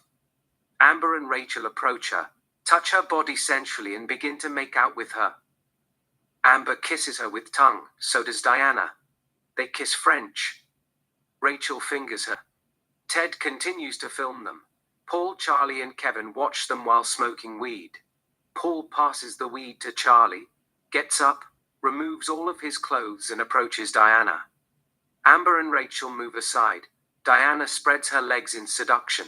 Paul gets between her legs. They kiss French. Paul enters her as they begin to have sex. Rachel lowers Ted's pants and gives him a blowjob as he continues to film. Amber has sex with Charlie. Kevin, who is smoking weed, doesn't have a partner. He just watches them having sex. Paul reaches climax, pulls Diana's hair, and comes inside her. Paul gets up, walks to the ocean, enters the water and swims like a dolphin. Diana looks at Kevin, who is checking her out. Diana gets up, grabs a bottle of wine, takes a sip, and returns to the dead goat. Diana sits in front of the dead goat, looks at Kevin, and spreads her legs alluringly. Diana pours the wine on her private part to tempt Kevin. She calls him with her finger, "Come in." Kevin throws the weed away and approaches her. Kevin stands in front of her, looking a little bit lost. Diana looks at him in the eyes. It seems that she knows that he is in love with her. "Diana, you're not a virgin, are you?" He shakes his head no. "Kevin, no, I'm not." Diana lies back, with her head resting on the dead goat. She spreads her legs seductively. "Diana, do you want to fuck me?" Kevin removes his clothes and gets between her legs. They kiss French. Kevin enters her as they begin to have sex. "Diana, wow, your penis is hot. It's as hot as fire. The spirit is with you." Kevin says nothing. He continues to enter her. It seems that he has done it 1,000 times. He hits it sweet, nice and easy. She is a little bit impressed by him, moaning and making all kinds of sexual sounds. Suddenly, Kevin begins to go faster. He is feeling the spirit. His irises are big and black. It seems like the devil has possessed his soul. Kevin hits it hard. Diana moans, screaming with intense pleasure. They all stop what they are doing and look at him in awe. Kevin is destroying it. Ted films them. Diana can't take it anymore. Her body is shaking with multiple orgasms. She screams with pleasure. Charlie, Rachel, and Amber are speechless. Ted continues to film them. Blood comes out of Diana's nose. Kevin comes inside her and falls flat, sweating. Diana is still shaking with intense orgasms, breathing in and out. Interior Kevin's house, garage day. Kevin paints on the canvas. It is a dark, abstract painting. Fire, hell, and nude people, and burning souls and all. On the soundtrack, music plays melodiously. We stay with Kevin for a couple of seconds. Interior club, rave, Halloween party, night. It is a rave club. We see people dancing like there is no tomorrow. They are wearing dark costumes. It is dark, alluring, and seductive. Some of them are making out on the dance floor. Others are drinking and doing drugs. There are those who are wearing S&M outfits, making out in bondage, sadism, and masochism. Paul is the DJ. Ted is his assistant. They are playing a dark song. Diana, who is wearing a fishnet, dances in the middle of dark extravaganza. Rachel, who is wearing a black sex leather, is nearby. She is dancing with a big black muscular guy, Roy. Roy fingers Rachel. On the other end of the dance floor, Charlie, who is dressed as Marilyn Manson, sells drugs to two girls, Amanda and Amy, while pretending to be dancing with them. Charlie comes behind Amy, collects her dress, French-maid costume, and places the drug in her underwear, pills. Amy takes a pill out of her underwear, puts it in her mouth, and tries it. It is real. Amy winks at her boyfriend, Tommy, who is dancing with Amber nearby. Tommy gets behind Amber, who is dressed as Wednesday Addams, miniskirt version, collects her skirt, and places $50 in her underwear as they continue to dance. On the other end, Rachel takes ecstasy, turns around, faces Roy, puts her arms around him. They kiss French. Rachel touches Roy's private part sexually as they continue to kiss. Roy picks her up and fucks her in standing position. Rachel moves her body, bounding up and down like a cheerleader. Diana looks at them, turns her eyes, and sees Kevin, who is dressed as a vampire, staring at her. Diana turns around and dances with a big black muscular guy, Reggie. Diana then turns around, facing Kevin. She takes Reggie's hand and places it on her private part. Reggie touches her sexually. Diana looks at Kevin, who continues to gaze at her. Diana is feeling it. She licks her lips as she sighs in pleasure. It looks like Diana is toying with Kevin's emotions. Diana walks up to Kevin. Diana takes Kevin's hand and brings him to the dance floor. Diana and Kevin dance sensually. Diana puts her arms around him. They kiss intimately. Interior: Diana's house, living room, day. Diana poses nude, sitting on the sofa. Kevin draws her portrait on a canvas. We stay with them for a couple of seconds. Exterior: Diana's house, day. Amber, Charlie, Ted, and Rachel converse, smoking weed and drinking beers. Rachel and Ted are sitting on the staircase. Amber and Charlie are standing. Amber: It's a beautiful house. Ted: It was her grandparents' house. Maternal, in her mother's side. Her mother died of cancer when she was 12. A year later, her father married his mistress. Diana didn't like her and got into witchcraft. Later, her grandparents died mysteriously and she inherited the house. They named her as a beneficiary. She doesn't have real relatives. No aunt or uncle or siblings. Her mother was the only child. She only had one daughter, Diana. Charlie: I heard she put a curse on her grandparents. Rachel: That's a lie. Her grandparents didn't die mysteriously or witchcraft. They joined a cult, moved to New Mexico, drank poison and killed themselves in mass suicide as a final glorious act. It has nothing to do with her. They just thought that death was not an ending, but a necessary transition to a better existence. Ted: They left her a lot of money. She inherited everything. They owned a vibrator company, sex toys. Now she ran it. They wire the money directly to her account. She doesn't have to work for the rest of her life. Rachel: It makes no difference. She didn't really have to lift a finger regardless of the circumstances. Her father is a plastic surgeon. His clients are movie stars and models. He's also a producer. He has produced a lot of movies. He has more money than God, so to speak, but he is rich. Her mother was a model. She made Diana the heir to her fortune. Her entire wealth was passed down to her. She has always lived a comfortable life. The reason she became a witch is to get even with her father. She hasn't forgiven him for abandoning her mother. She caught him fucking the nurse in the guest house while her mother was undergoing cancer treatment, getting chemotherapy, dying and all. Later, her mother died and her father married the nurse, Charlie. Her father is Illuminati. They sacrifice a virgin, drink their blood, and hold a sexual ritual. Interior: mansion, main room, mate. It's a big mansion. We see about 50 masked individuals, men and women, attending a ceremony. It's a human sacrifice ritual. There is a scarifying stone in the shape of pentacles surrounded by candles. A young girl named Amelia, 15, who is wearing a white gown, stands outside the pentacle. A masked man, the master of ceremonies, who is wearing a red gown, leads the ceremony, swinging incense and saying something in Latin. Then, 2 masked naked women escort Amelia to the sacrificing stone. They remove her gown, places her on the stone, naked, and ties her hands with belts. Amelia didn't put up a fight. She must be drugged or hypnotized. She just lies there lost and confused. The master of ceremonies says something in Latin. Masked naked woman 3, who is carrying a knife on a tray, approaches him. The master of ceremonies grabs the knife and cuts Amelia's throat. Amelia's blood spills on the stone, flows around the stone and fills the pentacle. They all watch it unmoved. Kyle, Diana's father, is present. He is wearing a black hood and a scary French mask. He looks around with curiosity. One of the guests catches his eyes. Kyle plays it cool. He nods at him politely and turns his attention back to the ceremony. Interior: mansion, night. We see masked men and masked women having sex everywhere. A masked orgy. Charlie. Voiceover. One time Diana's father brought a small camera with him, a hidden camera, and filmed them secretly. A masked orgy.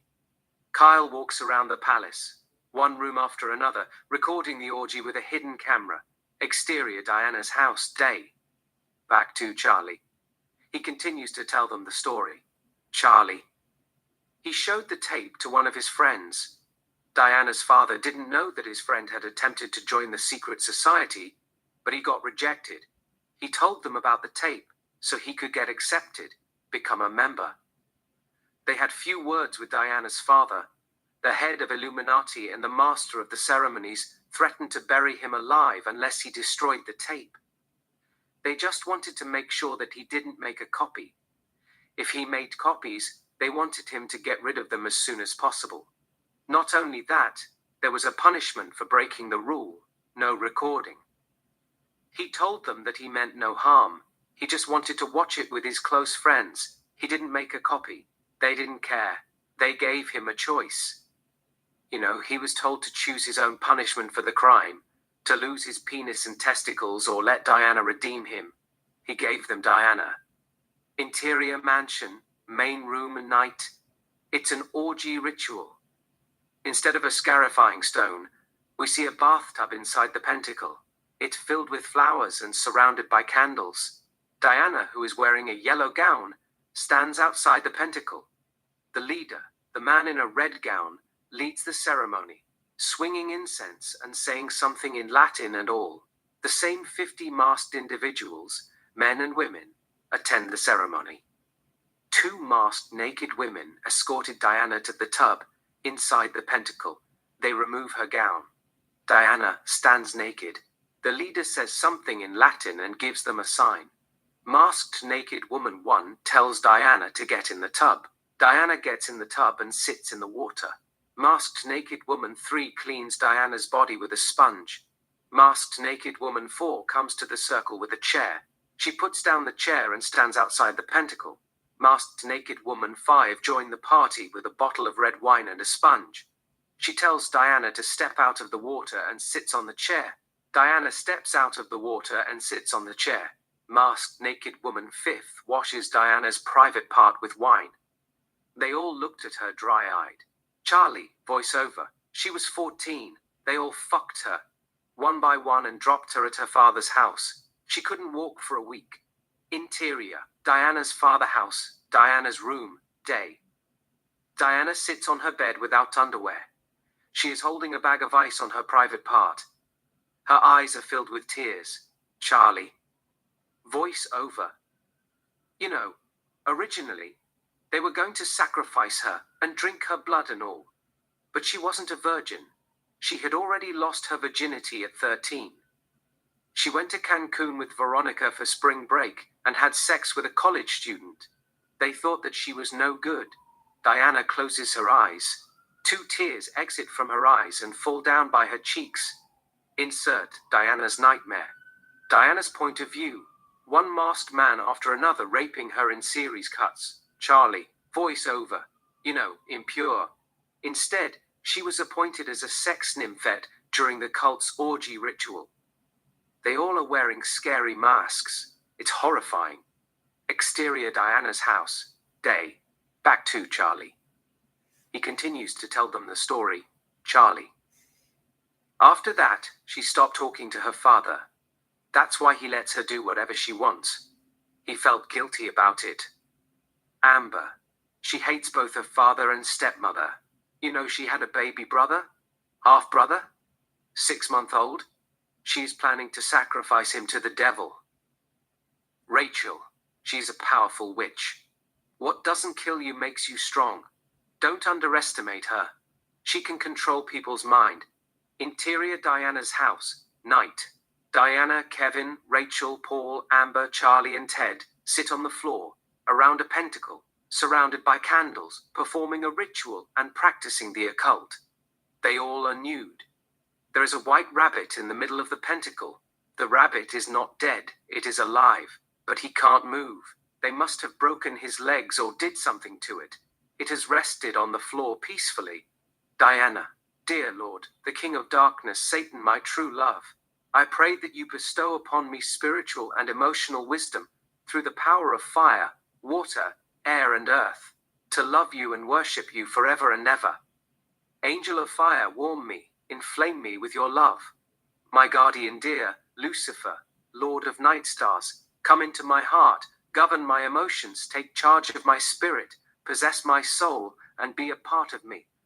Grant me the power of water to accept what I can't change, the power of fire for energy and courage to change the things that I can, the power of air, for the ability to know the difference. Grant me the power of earth, for the strength to know and walk my path. Blessed be. There is a pause. Diana closes her eyes and prays in her head silently. It seems that Diana has cast a love spell on Kevin. He can't take his eyes off her. He is infatuated with her. Meanwhile, it appears that Paul doesn't really care. He is just having fun. He is a bit rebel. He drinks whiskey from a bottle. Diana opens her eyes, grabs a knife, gets up, and enters the pentacle. Diana stabs the rabbit in the neck and kills it. Its blood spills on the floor, inside the pentacle. She puts the knife aside, grabs the rabbit, and drinks his blood like a vampire. Diana lies on her back and rubs the dead rabbit on her private part in sexuality. Rachel crawls toward Diana and kisses her, so does Amber. She enters the pentacle, rubs her breasts, and sucks her nipple. Diana looks at Paul. She winks at him. Suddenly, his behavior changes. He gets up with the whiskey and walks up to her. Diana spreads her legs seductively. It seems that she controls his mind. Paul empties the whiskey on her private part, throws the bottle away, gets between her legs and begins to eat her out. Diana looks at Ted and Charlie. They crawl with their knees approaching her. They touch her sexually, kissing her breast, licking her skin, etc. It looks like they're having orgy, but they all are trying to please Diana. She is the star. She is the center of the attention. Kevin is a little bit confused, but he watches everything with curiosity and a little bit voyeurism. Diana has left Kevin out of it in purpose. She wants him to watch for some reason. It seems like she is putting the show just for him. The gang continues to make love to her. Diana touches Charlie on the shoulder. Charlie stops what he is doing, crawls behind Diana. Diana leans forward. Charlie lies on his stomach, resting his head on his arms. Diana rests her head on Charlie's back, using him as a pillow. Rachel produces ecstasy out of nowhere and places it in Diana's mouth. They kiss French. Diana touches Ted on the shoulder. Ted gets up, grabs his camera from the floor, and begins to film them. Diana and Rachel kiss more intimately. Amber continues to make out with Diana, touching her and all. Paul continues to eat Diana out. Kevin continues to watch. Then, suddenly, Rachel, Paul, and Amber turn into ravens, 10 of them, and fly away. So does Ted. He turns into ravens, 3 of them. The camera falls on the ground and the ravens fly away. They disappear through the thin air. Diana leans forward. Charlie turns into ravens, 4 of them. The ravens fly away and disappear through the thin air. Diana gets up and approaches Kevin. Diana gives him her hand. Kevin takes her hand and stands up. Diana brings Kevin to the circle, inside the pentacle. Diana and Kevin kiss. Diana touches her temple, controlling his mind. Kevin goes down on his knees and kisses Diana's private part. Diana pushes his chest with her leg and makes him lie on his back. Diana gets on top of Kevin and rides him cowgirl style deliciously as they begin to have sex. Diana, moaning, "My Lord, Satan, my love, bless me with a deeper desire to serve you. I want to please you with every fiber of my being. Lucifer, the beautiful one, my savior. I want your will to be done in my life, not mine. Show me the way that leads to your finest, salvation and eternal glory, so I can serve and love you with all my heart and soul." Diana increases the speed and begins to sigh and moan with pleasure. Diana turns into a demonic figure. She grows wings, bat wings, before our eyes. Diana reaches orgasms and bites him in the neck. Interior. Diana's house, main bedroom, night. Kevin wakes up from the nightmare. He is naked. He is not wearing anything. It seems like he doesn't know where he is. He looks lost and confused.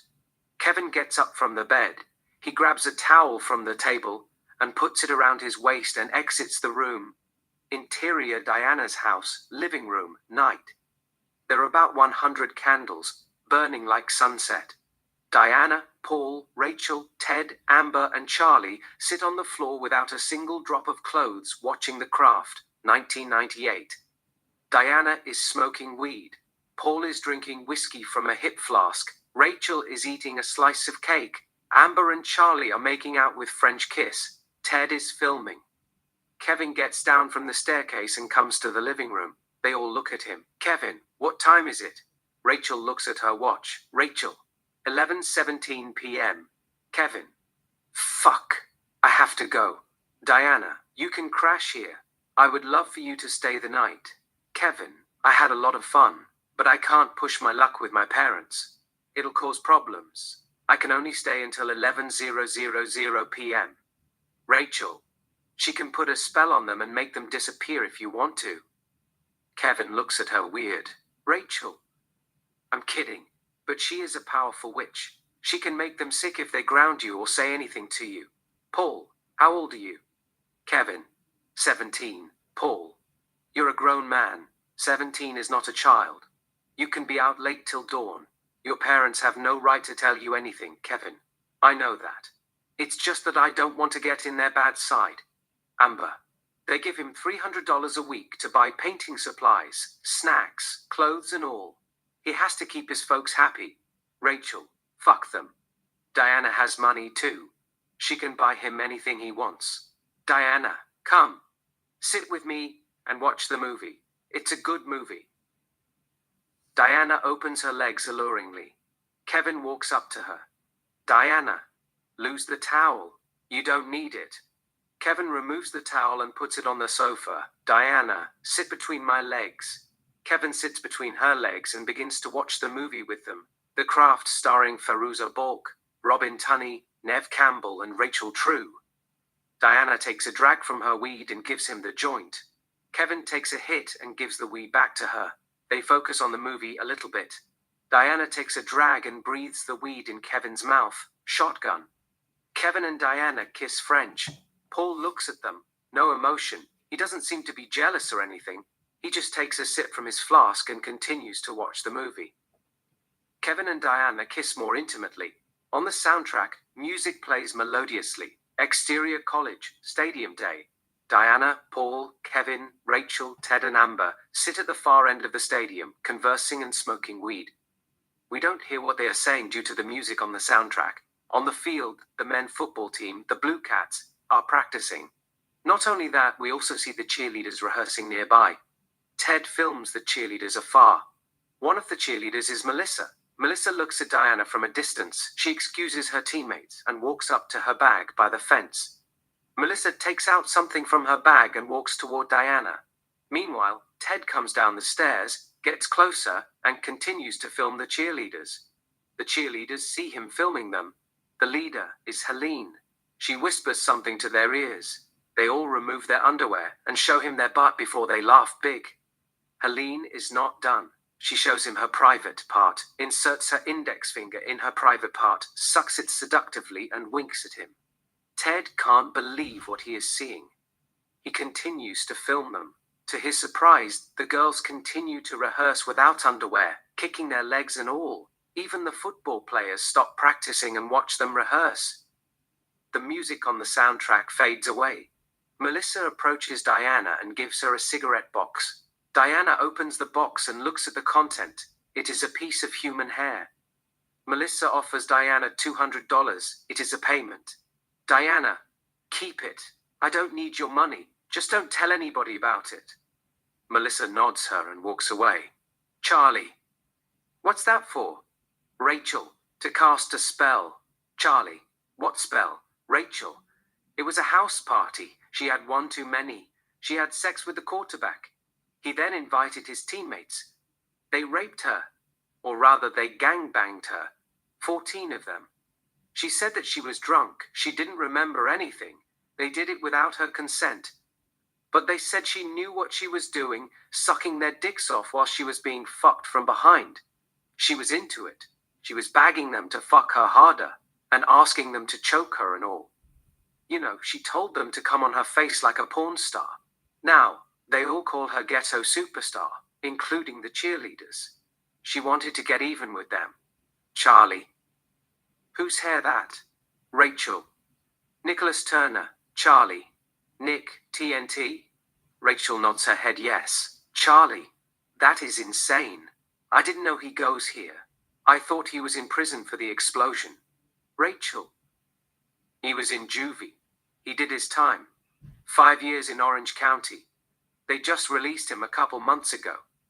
He earned his GED at Juvenile Detention Center and enrolled here. Amber. What did he do? Rachel. He is a psychopath. He loves blowing up things. Mailboxes, abandoned buildings, doghouses, what have you. He gets a kick out of it. You know, he used to make homemade bombs and blow up shit. That's why they call him TNT. One day he tried to blow up the school. He planted a bomb in a janitor's closet. But Alex, his best friend, ratted him out. He was waiting for the principal to show up. Nick only told the plan to Alex. The principal had to take his daughter to dentist. That's why he was late. He told the media that she couldn't sleep. She stayed up all night due to toothache and all. The students asked to evacuate quietly. We all evacuated. The bomb went off. They arrested him. They was going to try him as an adult. But his father is a judge. He said over my dead body, so to speak. But he used his influence to give his son a fair trial. He was tried as a minor. They sentenced him for 5 years at Juvenile Detention Center. Till he was 21. Charlie. How did she get his hair? Rachel. I don't know. She must have fucked him and cut his hair while he was sleeping. I saw her sucking his dick at Julie's party. You know, I was on my period. I didn't wear a tampon. I asked Julie to lend me one. She told me to get it from her room. I entered the room. She was blowing him off. I excused them, opened the drawer, grabbed a tampon, and walked away without saying a word. Diana. I gave her GHB to drug him. He's an asshole. He bombed my dog. Charlie. What dog? Rachel. She's talking about Mario, Rebecca's dog. He loved her to death. We used to go to her house to play with Mario. I swear that dog was not a dog. He used to be a man in past lives, and he was her lover. He played with her. He followed her everywhere she went. He used to lick her face. He just couldn't get enough of her. They called him a traitor because he loved her more than he loved the owner. Nick put a bomb in his house and blew him up. Rebecca's family made a report, but no witness. The cops said there was nothing they could do about it. The case went cold. But we knew who did it. It was Nick. Who else could it be? The terrorist in Middle East? I doubt it. Interior Rebecca's house, flashback, day. Young Diana, 13, plays with Mario, border collie. Diana is sitting on a sofa. Mario is all over her, jumping on her, biting her softly and making her laugh. Rebecca and Rachel watch them in wonder. The TV is on. On the TV, they are showing music, MTV. Diana gets up and walks to the kitchen. Mario follows her, playing with her. She exits the kitchen, crosses the living room, takes the staircase and heads upstairs. Mario follows her and he jumps on her, playing. Diana laughs big. She takes the staircase and comes downstairs. Mario follows her. Diana hits the floor, closes her eyes, and pretends that she is dead. Mario licks her face. Diana lets him lick her face, opens her eyes, gets up, and kisses him on the mouth as they continue to play. Exterior Rebecca's house, flashback, day. Mario walks around the house, enters the doghouse, and sit. 3 seconds later, the doghouse blow up, killing Mario on the spot. Nicholas, 16, and Alex, 16, run down the sidewalk. They come to a yellow car. Alex gets behind the wheel. Nicholas gets in the passenger seat. They start the car and drive away. Exterior Rebecca's house, flashback, Mario's funeral, day. Diana, who is wearing black clothes, Rebecca and Rachel attend Mario's funeral. Rebecca's brothers, Joel, 22, and Bradley, 20, have already dug a grave. They have put Mario's remaining in a black plastic bag, trash bag. On the soundtrack, music plays melodiously. Diana's eyes are welled up with tears. Joel grabs the bag and empties Mario's remaining in the grave. Diana is overcome with emotion. Her tears streams down her face. Rebecca is sobbing inconsolably. She is crying her eyes out. Bradley covers Mario's remaining with dirt, burying him. Rachel, who is not that affected by Mario's death, looks at Diana. It seems that Diana is in a dark place. She wants the killers to pay dearly. At the same time, she is engulfed in sadness. A wave of sorrow washes over her. Her tears continue to fall like a steam. Joel places a wooden cross on Mario's grave. They take a moment of silence. Diana is heartbroken. She wipes her tears with the black handkerchief and gazes at the cross, at the direction of the camera. Interior Diana's house, day. Diana sits inside a pentacle, crafting a spell. She is surrounded by candles. She grabs a knife and cuts her palm by her forefinger, just a little bit. She puts the knife aside, squeezes the cut, making a fist, and drips the blood on Nick's hair. She grabs a candle and pours the wax on the hair. She closes her eyes and prays silently. Exterior college, stadium night. A football game is in progress. The Blue Cats are playing the Wolves. The cheerleaders dance. The fans scream supporting the Blue Cats. It is a home game. Melissa is present. She is dancing.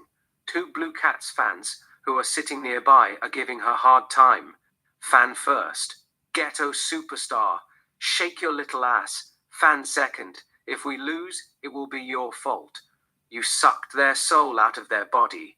You slut. Melissa drops her pom-poms and walks toward the dressing room. Andrew, Blue Cats quarterback, throws a touchdown.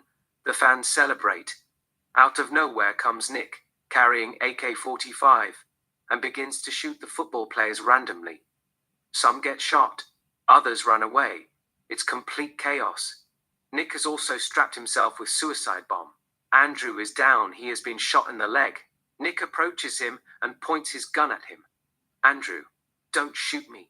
I didn't do anything to you or anyone. I'm only a quarterback. Nick shoots him in the chest multiple times and kills him. Nick stands in the middle of the football. The fans and the players continue to exit the stadium in chaos.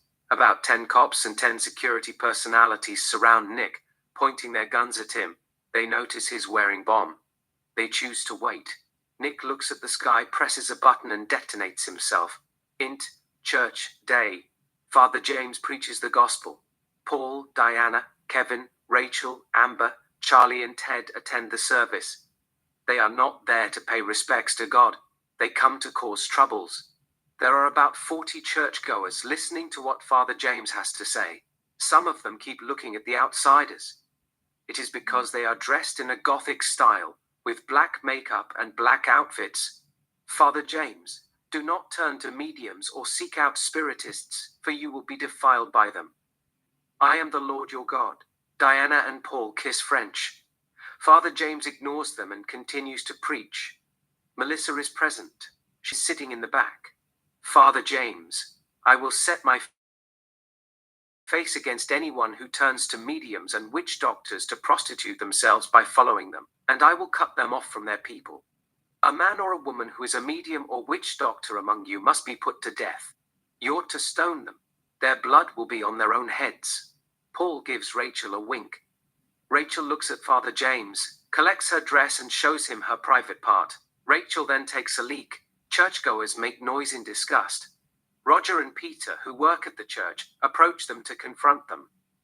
They are the same two men who had been following Kevin earlier. Father James gives all of them a sign to take it easy. I'll handle it. Father James, it's okay. The devil always finds a way to test us. Be patient. The Lord is kind. The Lord is patient. The churchgoers collect their composure. Father James, I think you guys should leave. This is the house of God. I can't allow you to disrespect it. If you don't leave within 30 seconds, I will call the police. Paul gives them a sign. They all get up and walk toward the exit quietly. Roger and Peter look at Kevin as he walks toward the exit. Kevin catches their eyes. The outsiders exit the church. Exterior church, night. Paul, Diana, Kevin, Rachel, Ted, Charlie and Amber trash the church, breaking anything they can break and destroying anything they can destroy. Cut to. Kevin and Diana rinse the church with gas. Cut to. Kevin is holding a candle. Kevin throws the candle on the floor. The church catches fire. Kevin exits the church. Exterior, church, night. We see a black car next to the church. Kevin gets in the car. Interior, black car, night. Diana is behind the wheel. She starts the car. They drive away. Exterior, church, night. The church is smoking. Interior, church, night. The church is on fire. Exterior, church, blue car, night. The church is burning. Peter, who is behind the wheel, and Roger, who's sitting in the passenger seat, come to the church driving and parks the car next to the church. Peter and Roger get out of the car and rush to the church. The church continues to burn. Peter and Roger ignore the fire and enter the church. Interior, church, night. Roger and Peter try to take out the fire with packets of water, but in vain. The fire spreads throughout the building. The building begins to collapse. It seems that Roger and Peter are in trouble. They might not make it. Interior, Kevin's house, living room, day. The TV is on. A female reporter named Samantha talks about the church. Samantha, TV. Unknown arsonists set St. Michael Church on fire last night. Kevin watches the news. On the TV, they show the church. It's burned badly. Samantha, TV. 2 men lost their lives trying to put out the fire. They put the pictures of Roger and Peter on the TV screen. Kevin looks at them in confusion. It seems that he is not proud of his action. He presses a button on the remote control and turns off the TV. Interior, Kevin's house, garage, day. Kevin paints on the canvas. It is a dark, abstract painting. The devil, flames, blood, naked Diana walking in the fire, demons and naked people burning. It seems like he might be possessed by the devil. We stay with him for a couple of seconds. Exterior, street, day. Kevin rides his bicycle in the middle of the road, in the opposite side of the street. A car comes at his direction. The driver hanks at Kevin. Kevin ignores the horn and continues to ride in the wrong side of the street. The car drives around Kevin, avoiding from hitting him. The driver curses Kevin as he drives away. Driver, what's the fuck wrong with you, asshole? Kevin keeps on riding. Exterior, Diana's house, day. We see 4 police cars parking outside. About 10 bystanders stand outside, watching. Kevin comes to the scene, riding his bicycle. Kevin gets down from his bicycle. The police have already arrested Diana and Paul. They are escorting them out of the house. Diana and Paul are cuffed behind. 4 police officers escort them to the police cars. Diana looks at Kevin. It seems that Kevin doesn't want Diana to go to prison. He looks upset. He wants to be with her, but there is nothing he can do about it. Kevin watches the police placing Diana in the suspect transport enclosure. The police place Paul in a separate police car. The police drive away with the suspects. Interior, Kevin's house, night. Kevin lies on his bed with open eyes. He can hear his mother and father having sex nearby. His mother are letting out all kinds of sounds with pleasure. It seems that Kevin is in a dark mood. Interior, Kevin's house, flashback, night. Young Kevin, 8, gets up from the bed and goes to the bathroom. Interior, Kevin's house, bathroom, night. Young Kevin takes a leak and washes his hands. Young Kevin hears a sound downstairs. Young Kevin exits from the bathroom. Interior, Kevin's house, night. Young Kevin walks toward the sound. Downstairs, living room. Kevin's parents are swingers. Olivia is having sex with a man named Perry. He is fucking her doggy style. Larry has sex with a young woman named Bethany. They are doing it on a chair. Young Kevin sees them. He seems a little bit confused. Young Kevin sits on the top of the staircase quietly. Interior, Kevin's house, night. Back to Kevin. Kevin gets up from the bed, puts on his CD and plays a dark song. On the soundtrack, music plays melodiously. Interior, Kevin's house, main bedroom, night. Olivia and Larry continue to go at it. They're doing it in a lotus sexual position. Interior, Kevin's house, morning. Kevin sits at a breakfast table, eating cereal. Larry and Annie are seated at the table with Kevin, enjoying their breakfast. Olivia and Luke come to the breakfast table. Olivia has dressed Luke in girl's outfit. Luke looks like a girl.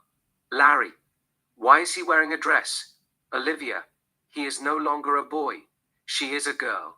Larry, what are you talking about? Olivia, her name is Lila. We will change the name on her birth certificate legally. Larry, you're joking. Olivia, I'm dead serious. He wants to be a girl. We have to respect her choice. It's you who says we must not judge our children no matter what. Let them live their life, run wild and be free. Larry, that's true. But this is different. They are going to pick on him. He is not going to last a week. Olivia, let me worry about that. He looks beautiful. I mean, she looks beautiful. Annie, he looks like a girl. Olivia. Don't say he. Say she. Her name is Lila. She is gorgeous. Annie. But he is a boy. I am not supposed to say she. Olivia. No, he is not a boy. She is a girl. She is your big sister. Larry. To Kevin.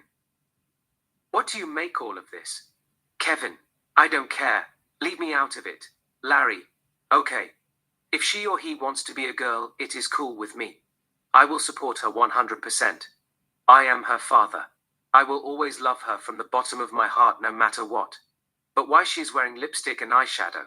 Olivia. I just put little makeup to boost her confidence. Nobody is going to notice it. Girls wear makeup.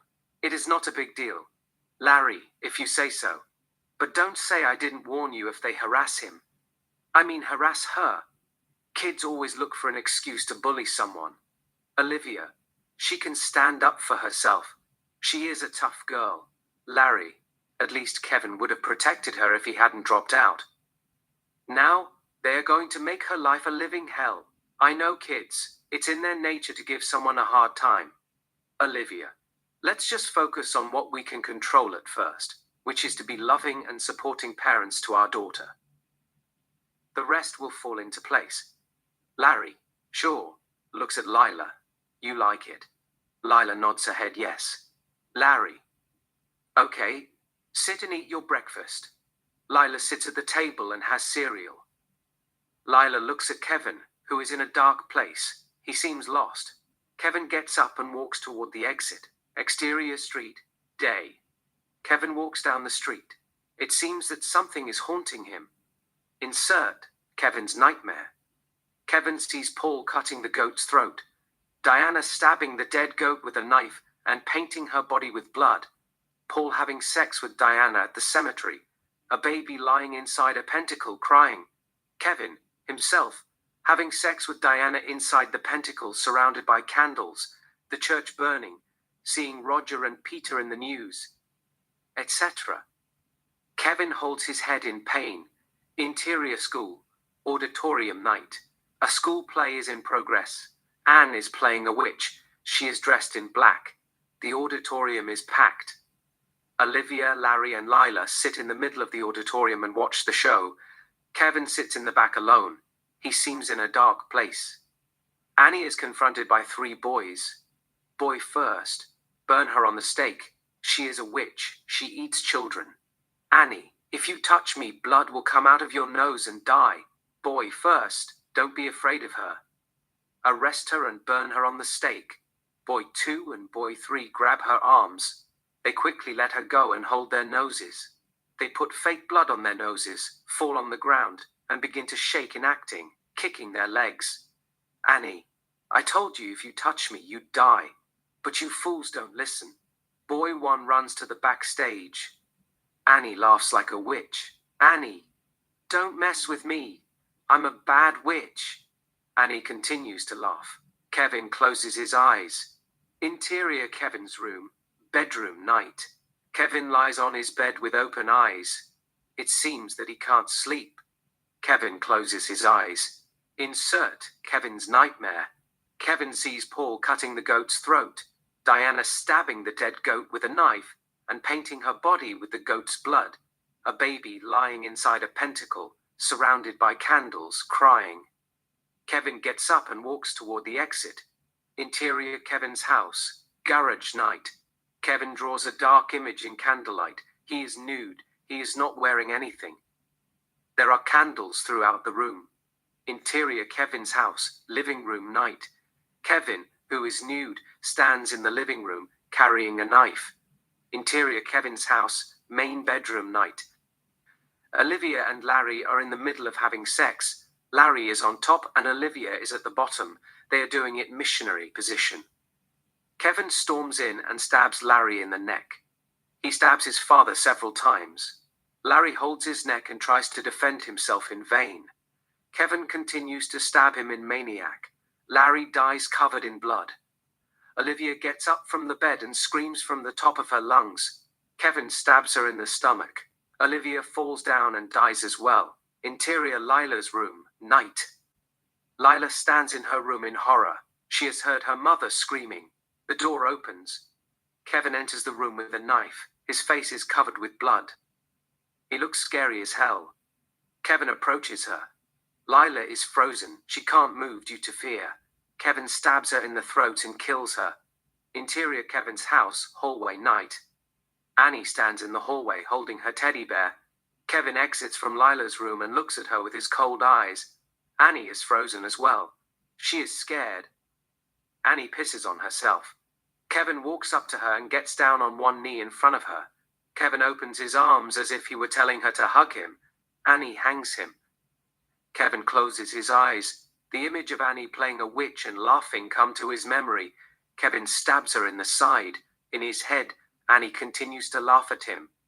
Kevin stabs her multiple times and kills her too. Annie lies on the floor, lifeless. She is covered with blood and gore.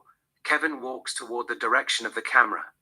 Interior, Kevin's house, garage day. Kevin, who is nude, draws a dark painting. Exterior, Kevin's house, day. 5 police cars are parked outside. We see about 10 police officers, bystanders, and media personalities. 2 police officers, Ronald and Patrick, walk toward the garage, drawing their guns. Interior garage, day. Kevin continues to draw. Ronald and Patrick enter the garage and slowly approach Kevin. Ronald, hi kid. Drop what you're holding, put your hands behind your head and surrender. Kevin ignores them and keeps on painting. Ronald and Patrick walk toward Kevin slowly. Ronald grabs Kevin's hand and tackles him.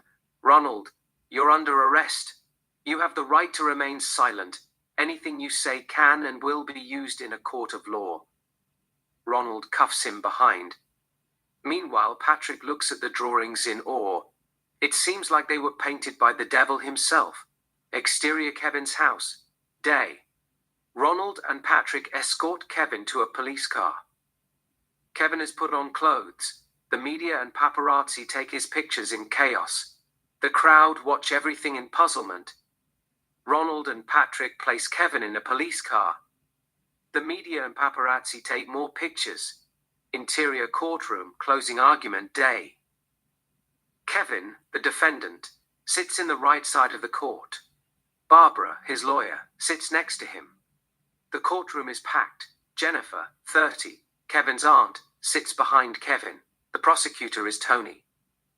Tony gives the closing statement, standing in front of the jury. Tony, I've never seen anything like this in my life. This is the work of pure evil. He killed 4 innocent people, 2 children, their mother and father in cold blood. He had the knowledge of good and evil. It had nothing to do with mental illness or split personality disorder. He was aware of his action. Don't be fooled by fake insanity claim. His lawyer will tell you that he should not be held criminally responsible for the crime due to a severe mental disease at the time of the offense, making him unable to understand the nature of his action. It's a lie. He sacrificed his family to the devil so he could possess demonic power and continues to commit more sins. It's unforgivable. He dreamed about killing them day and night. It was written in his brain. For him, it was fate. He finally slaughtered them. You might say it was inconceivable evil, but he enjoyed it. He felt he was born for this unspeakable cruelty. Devil had rejoiced. That was all it mattered to him. Glory to Satan. He's sadistic. He took off his clothes, stabbed them, and painted his body with their blood. He derived pleasure from their pain and death. There is not a single dust of feeling in his soul. He is a menace to society. Justice must be served. Make no mistake about it, heaven or earth, he will get what he deserves. It's up to you to set things right. Cut 2. Barbara gives the closing statement. Barbara, you're looking at a lost soul, a kid who suffers from a major mental illness. He is diagnosed with post-traumatic stress disorder, schizophrenia, and dissociative identity disorder. He had no control over his thoughts and actions. He was not even there, so to speak, but he was controlled by another personality, in the dark side of the mind. As jury, it is your responsibility to deliver the right verdict, with no strings attached. You are not supposed to form an opinion. It is not good versus evil, but right versus wrong in the eye of the law.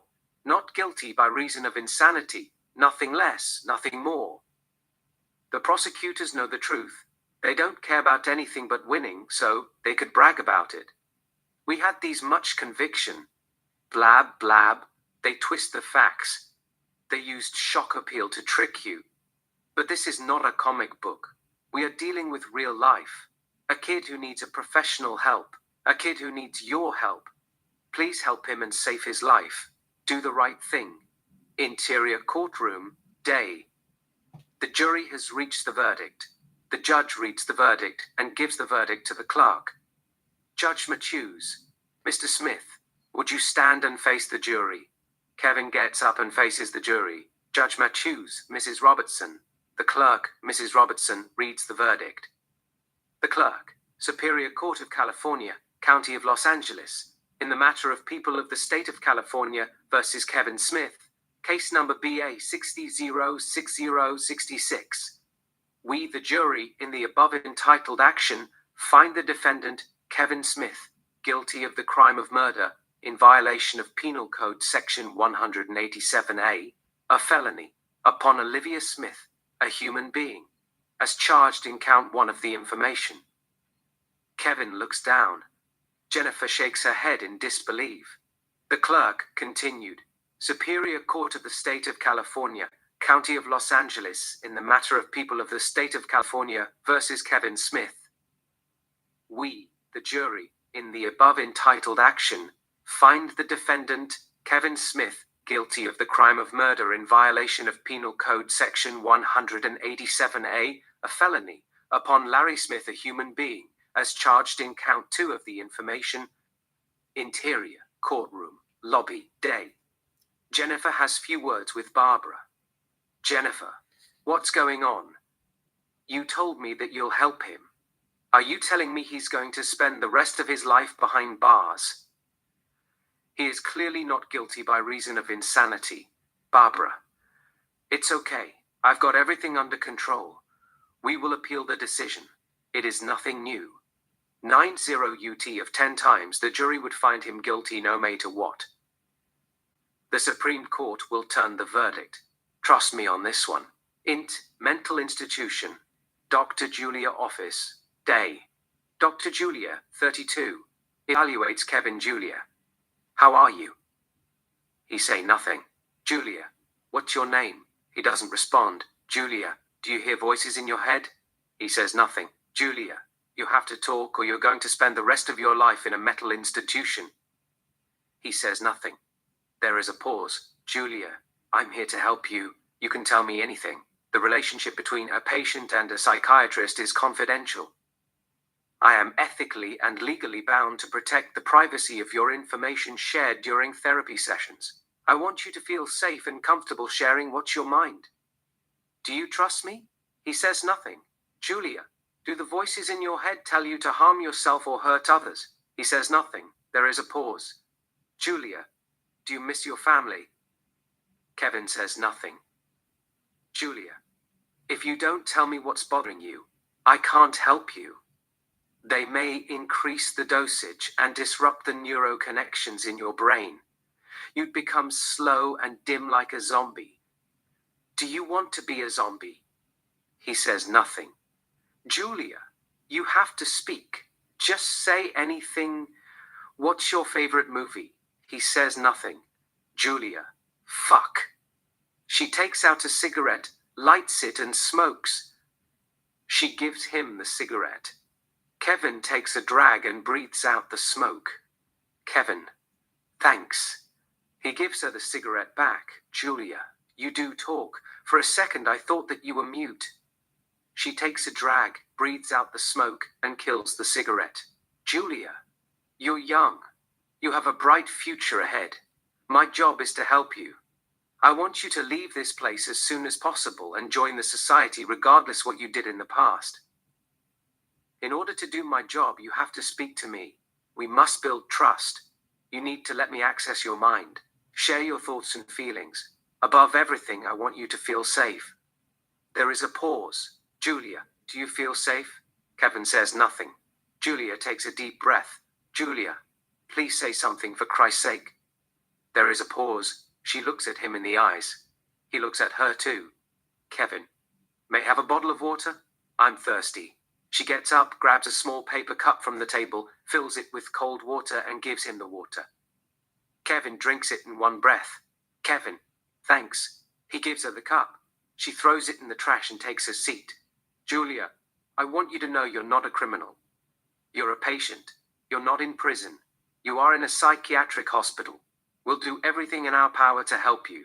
We are deeply committed to utilize every resource available to ensure you receive the most effective psychiatric treatment. Kevin is lost in thought. Interior mental institution, main room day. We see both male and female patients doing various activities, playing chess, watching TV, playing cards, pacing up and down, playing domino, etc. Kevin sits alone, drawing on a piece of paper. There are about 5 security guards and 3 nurses keeping an eye on them. One of the nurses is Lily, 25. She walks by Kevin's table and looks at his drawing. She is impressed by the drawing. She turns around, stands next to him, and watches him drawing. It's a dark, sexual image. But she is not bothered by it. Mental institution, art room day. Kevin draws on a canvas. It is a dark, abstract painting.